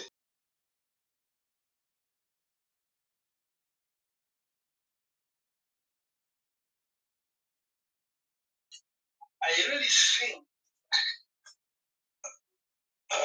this COVID thing has not been very realistic in as far as education is concerned. I have not looked at any figures to show the teens, these young children who have been infected with COVID or who have died of COVID. Actually, I haven't got any figures. Of recent, it looked like our president was saying, you see, these children cannot die of COVID, but they can transmit COVID. And for that matter, they should stay home because they'll take COVID to the parent. It's ironic. These very children we are not sending to school are found in churches. They are found in shopping malls. Yes. They are found everywhere, mixing and interacting. Now, what was the rationale of stopping them from attending school? So at the end of the day, we had an inflation of a scale which was not realistic. Now, COVID has actually affected us in terms of education. First of all, our children have grown for actually a good volume. I really want to say they've grown at least of any kind of educational activity. So at the end of the day, we really find that we have lost out on time. We have lost out on time, and actually, it has been very detrimental. We have younger pregnancies resulting from these lockdowns. We have lost revenues. Some of us who have had these schools as our own livelihood. See, we had these schools where many people are supposed to be selling their food, their everything. Trade got lost to this care. I want to say, actually, that the closure, the lockdown of children away from school was quite uncalled for. We could still have had schools on, but with this pandemic, because I feel it was not realistic to have the entire industry closed down without minding about those whose livelihood actually was given through education. So the pandemic was inflated actually maybe to the advantage of those who get aid, for those who get having it done that to it. But I want to say it was uncalled for. And with our children, with education going on, it is going everywhere. Because I want to tell you, much as we are talking about soaps, you can't don't observe the soaps. The soaps are just imaginary. People interact here and there, and therefore the pandemic itself could still have been there, but without affecting education. Yes, Senior Chair, as a proprietor, a school proprietor, and a retired teacher with a lot of experience, would you tell our viewers the problems that you've experienced as regards covering up your teachers, covering up your expenses? Because the school, regardless of not working, there are certain things that continue to be in the process. Like, it has to be clean. It has to be with, the compound has to be clean and all that. And also looking after some of the other people that work within the system of the education or the schools. Would you please tell our viewers the challenges that you have undergone and how you have dealt with them? Now, in as far as we are concerned, there are things which you couldn't do without. For instance, it was not known that we shall be closed for close to 2 years. So what happened is that if we were renting houses for your teachers, those houses remained unpaid for because tuition for children is what our source of income.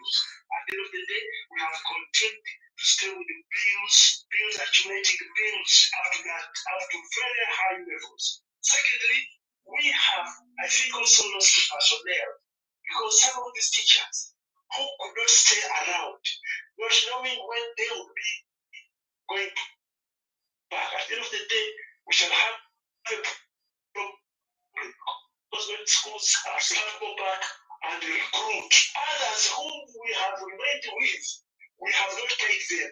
Indeed, we are duty bound to pay them because they made along with us, hoping they will be standard maybe after 1 month, maybe after 2 months, but they have. We have food, someone, and so on at the end of the day. Secondly, we have also lost out in terms of infrastructure. Our infrastructure, we cannot repair the same of this repair of infrastructure because we don't have the funds to do the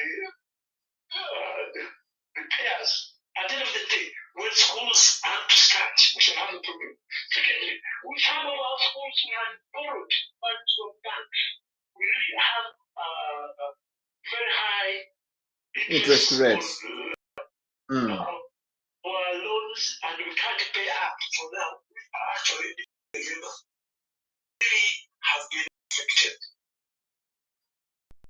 I mean, Senior Chendo, in some other countries, like those which really feel for their people, they tend to put aside some kind of funds, which that fund helps in covering up some of the expenses. I wonder whether in Uganda there is any fund put aside, regardless of from which sector. But are there some funds that have been availed to possibly in the bank so that teachers can access them? Ever since the lockdown was brought into place, the government tried to, or I should say, government promised some billions of money for teachers to access in terms of actually for pastoral teachers, individual teachers to access this money. But it is now coming to 2 years. This money has never been given out, but the offices which were rented are being used. Some of this money is being used without actually getting the teachers. Actually, there has been a lot of mismanagement. Some people have even been imprisoned. But as much as they are imprisoned, this money has not trickled down to the teachers who are supposed to get this money. So much as the policy is there, it has not trickled down to the teachers who are supposed to be the beneficiaries. Indeed, it is very, very pathetic.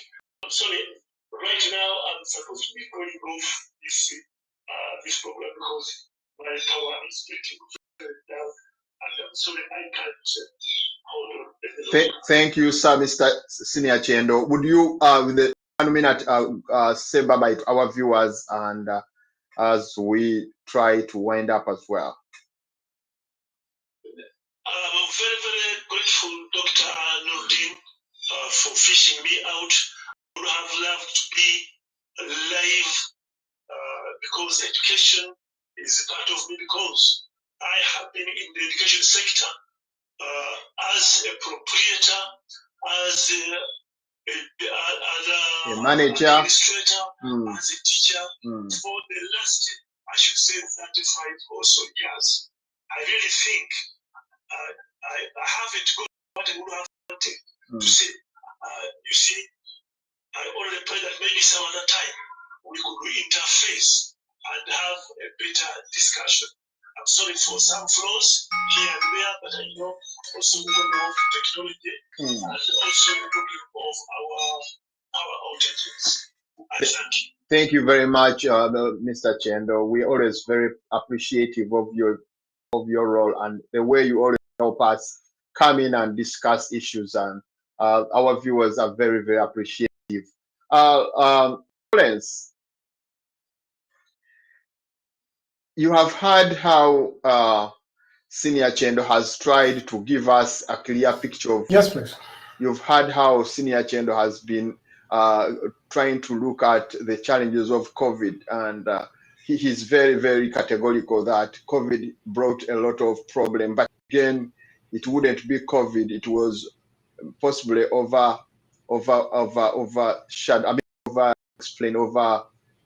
the government seems to have put it too far. You know, that in actual fact it's not how they blow it out. And he says as well that the situation seems to be, escalated by factors of poor strategic management and poor implementation of policies, and also establishment of policies which can really help people of Uganda to cover up, especially the teachers. The teachers are at teachers seem to be at the deadlock and seem to be now, many of them are absconding, others are running away from the sector. Actually, this week I heard a story which was very interesting.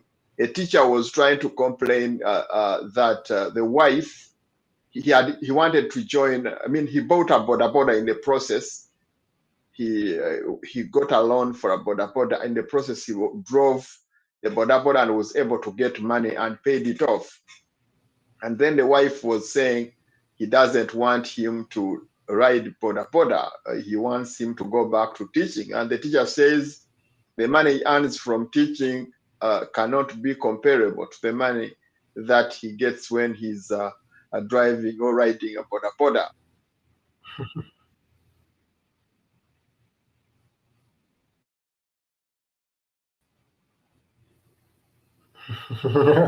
well, thank you so much, Doctor, for that kind of practical example as to why education is again in a state where it is right now, which is not desirable that much for even the practitioners or the trainers per se. If you have a low skill job like being a boda rider, getting higher reward or remuneration than being a grade 2, grade 3 teacher, or even being to some extent even a high school probably teacher, then those are the conflicts we are talking about directly affecting education.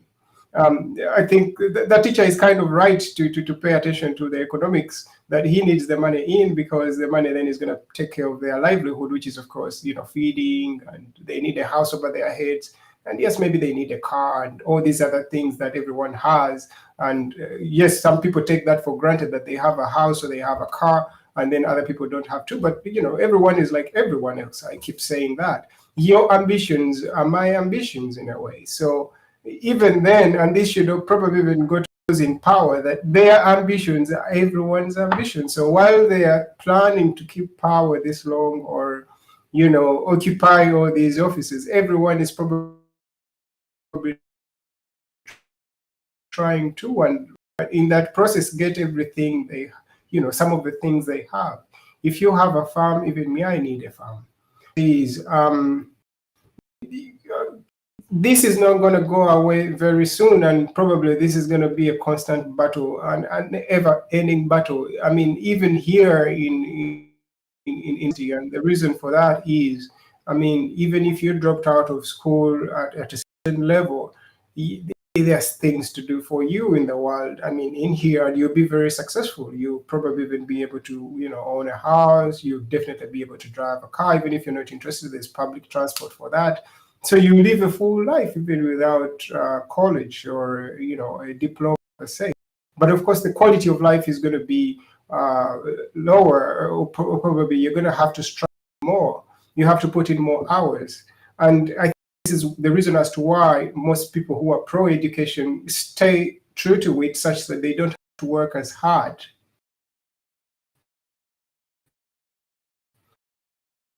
And even then, even if they didn't have to work as hard, and maybe you're a lecturer or a university professor, or a teacher at any level, and you always other economic factors or the other jobs you could do that probably could give you even more. For instance, let's just look at, yes, in that case it's a boda rider.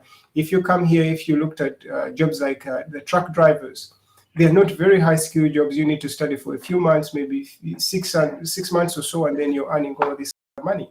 So that also is in competition with education per se. But all these areas are vital to ensuring that we have a world we have, or the world we have right now. And back to the Ugandan setup, it just so happens that the plan we have, or we had, for education, human capital development, did not consider so many of the risks that came with the pandemic, the COVID itself. They looked at other things, which is mostly increasing capacity, trying to help education. I mean, the Ministry of Health. If you look at the development plan, 3/4 of what is supposed to be into education is actually this is the mandate of the Ministry of Health. That's why when we look at the percentage of the national budget that is related to education, it always seems to be small. It's not necessarily that it is small, but there are other aspects of of society or sectors that directly determine how education is going to play out. So in that regard, I think whoever drafted, the people who drafted the development plan can always go back. And these plans are not fixed. They should be agile in a way that if something is not going right, you can always change it in real time and ensure that you don't go off course because you had certain projections of a place you want to be in, you know, 1 year, 2 years. For instance, you wanted to look at to improve the foundations of the human capital development, and you had some good points in there. Introducing early math and even integrating. They talked about implementing an integrated ICT. How far did that go? I would have rather some of the money we borrowed, because if I see the money we have or we borrowed, it's too much. It could have been able to make an impact, and this is how I would do it myself. This is just a personal opinion. The money we borrowed, we could have ensured that we reduce we subsidize the connection rates for people to access the internet. That is one, and most of those that are accessing people in accessing education portals or websites, or learning portals or channels. Those ones even can be made tariff-free, like we had people access Facebook sometime back with Facebook Zero for free. So if you're accessing something like Facebook for free, then why not something that is going to ensure that people go to school? Government could as easily implement this. It is so easy. If they can switch off certain channels and certain channels are free, you could make education free during the pandemic such that people continue to access learning. And then the other thing would be from the funds we're getting from China, we could tell them, we need this number of tablets. Just look at the number of people you have in school. Instead of distributing radios, introduce to them something that would enable them to do some research. Children here have been studying on iPads.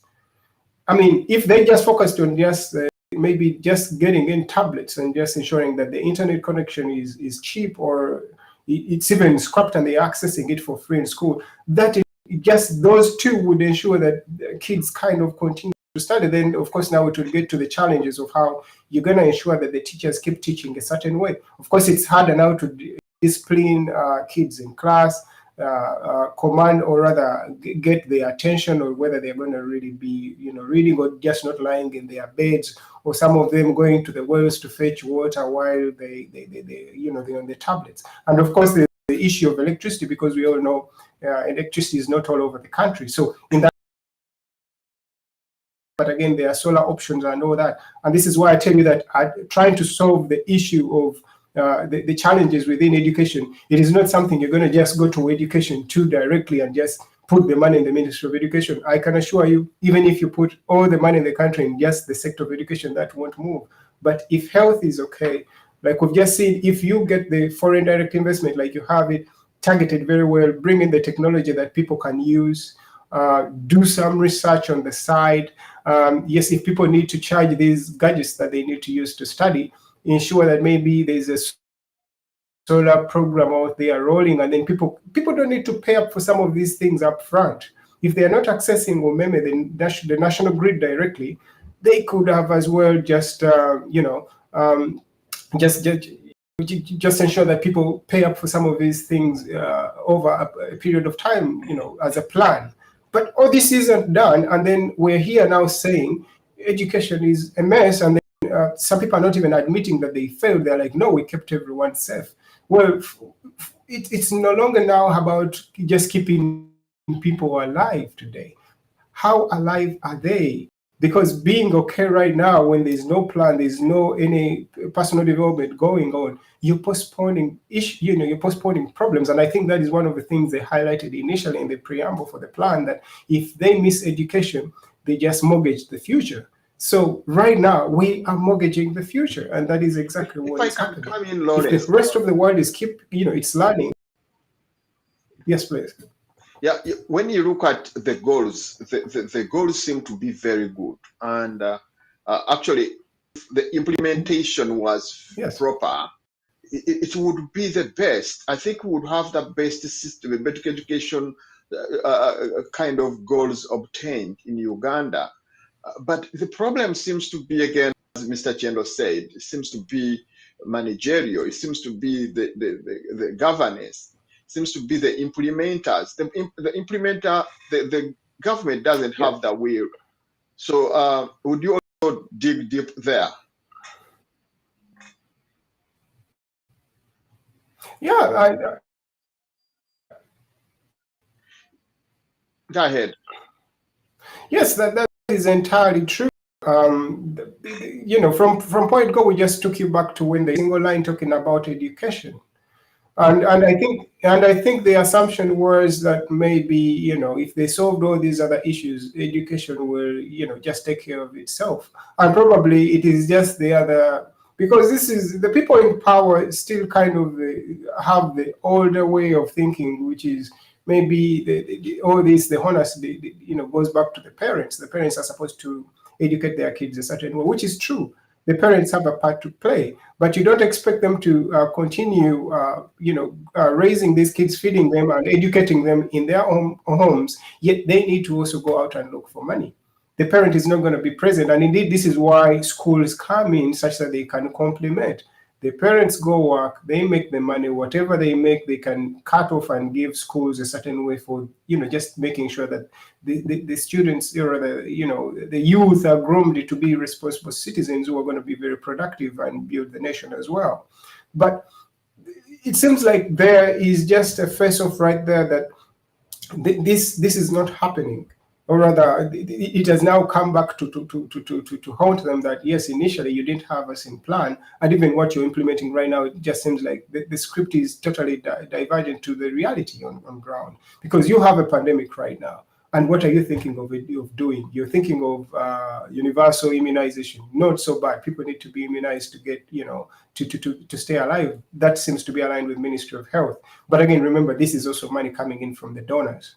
So it's not bad. It's supposed to keep people okay. Yes, we need people who are alive, but I don't know whether there are any statistics to show how the correlation of immunization to productivity in school or even people finishing school. Is it that there were more people who were sick then who needed from immunizable diseases that were dropping out? Is the cause of the dropouts due to disease? Yes. Where we are, the implementation, I think, has kind of failed. The plan is a fixed plan which they have, which they're moving we with, seem to have and been targeted by the it is not network really problem. working for the citizens. If someone could just get in and just crank that up, that would go a long way in helping that the citizens or people, you're going to get a good education. Yes, thank you very much, Lawrence. I think there is one thing I wanted you to enlighten on as we try to finish up the issue of how does the education sector need to be improved. When you look at issues to do, like I mentioned, the countries are targeting markets for their products in terms of education, like countries like India, countries like China, they know which buttons they need to press for them to get good academician or people or technocrats that they can sell over to other countries. It seems like Uganda doesn't have that kind of strategy, and yet it would be one of the money-fetching ventures that we can have in Uganda.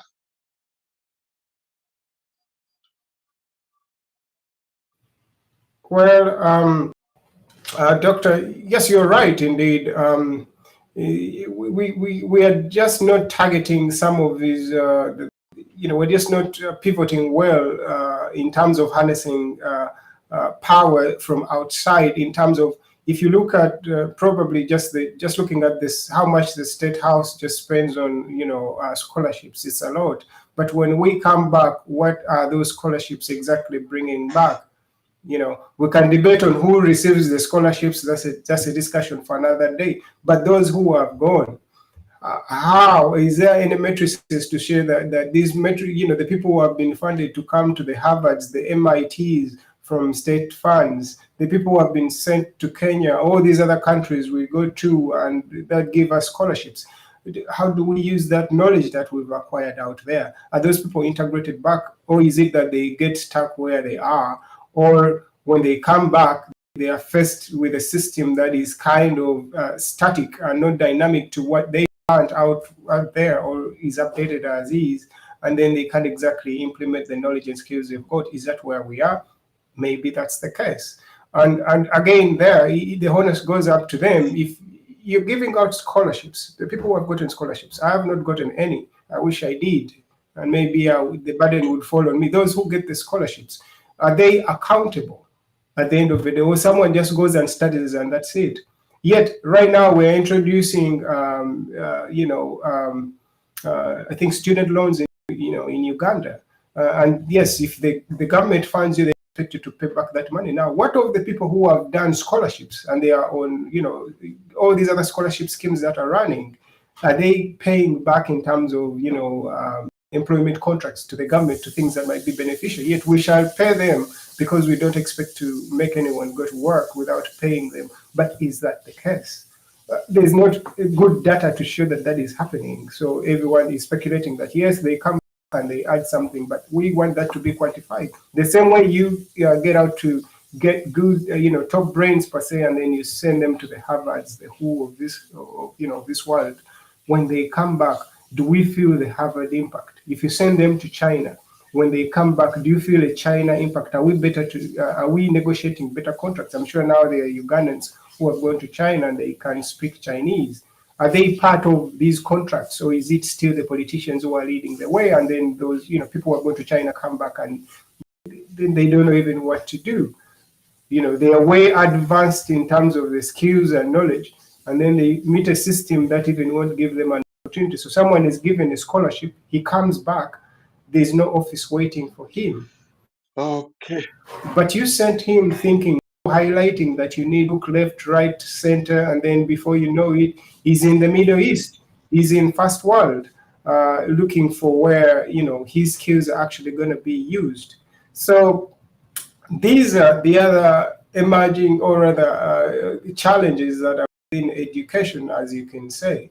And with that kind of play or history or background, there's no doubt as to why the whole thing falls on its head. Because even those system, they're like, but Uncle so went and studied in Germany, came back and he doesn't have a job, or he used to all got a PhD, is unemployed. And that happens. It's a reality in the Ugandan. So if that happens, you're going to demoralize those who are trying to get to those levels. So you can see it is so many moving pieces for education. It's a very slippery kind of sector. It needs to be handled with someone who really knows what he's doing. And this is not political. If you just we give out radios, these people are celebrating radios. That is nothing. It's not a one-shot fix-it-all, because you can see there are so many aspects in that space determining how and which direction it goes. So on that note, I feel like that is Lawrence. Thank you very much, Lawrence. Seems your audio is now affected, and we thank you, Lawrence. I believe we are not going to go beyond this. The time seems to be against us, and basically, I always say that it's a pleasure having you, our guests. Though we go through a lot of problems to get you onto the studio, however, with challenges we're able to get you, and then you discuss a lot of issues that really are pertinent with our what we really need to have into play for our viewership. I think everybody aware of what we had as last weekend, Principal's mother that passed on, but to thank God, Paul is coming back soon and is getting well and is doing now better. So I hope you'll enjoy his shows as he comes back next week. So in that regard, we are very, very happy that he'll be coming back over. Thank you very much, our viewers. Let's hope that we meet again on Sunday we hope that the discussion that we have had will continue as we try to, bring into play most of the things that we need. Lawrence, can you say goodbye to our viewers? I hope we cannot get him again. Thank you very much, our viewers. We hope to get you next week as we try to bring you the best. Don't forget that there is a next show coming over. Thank you very much. God bless you, and God bless Uganda.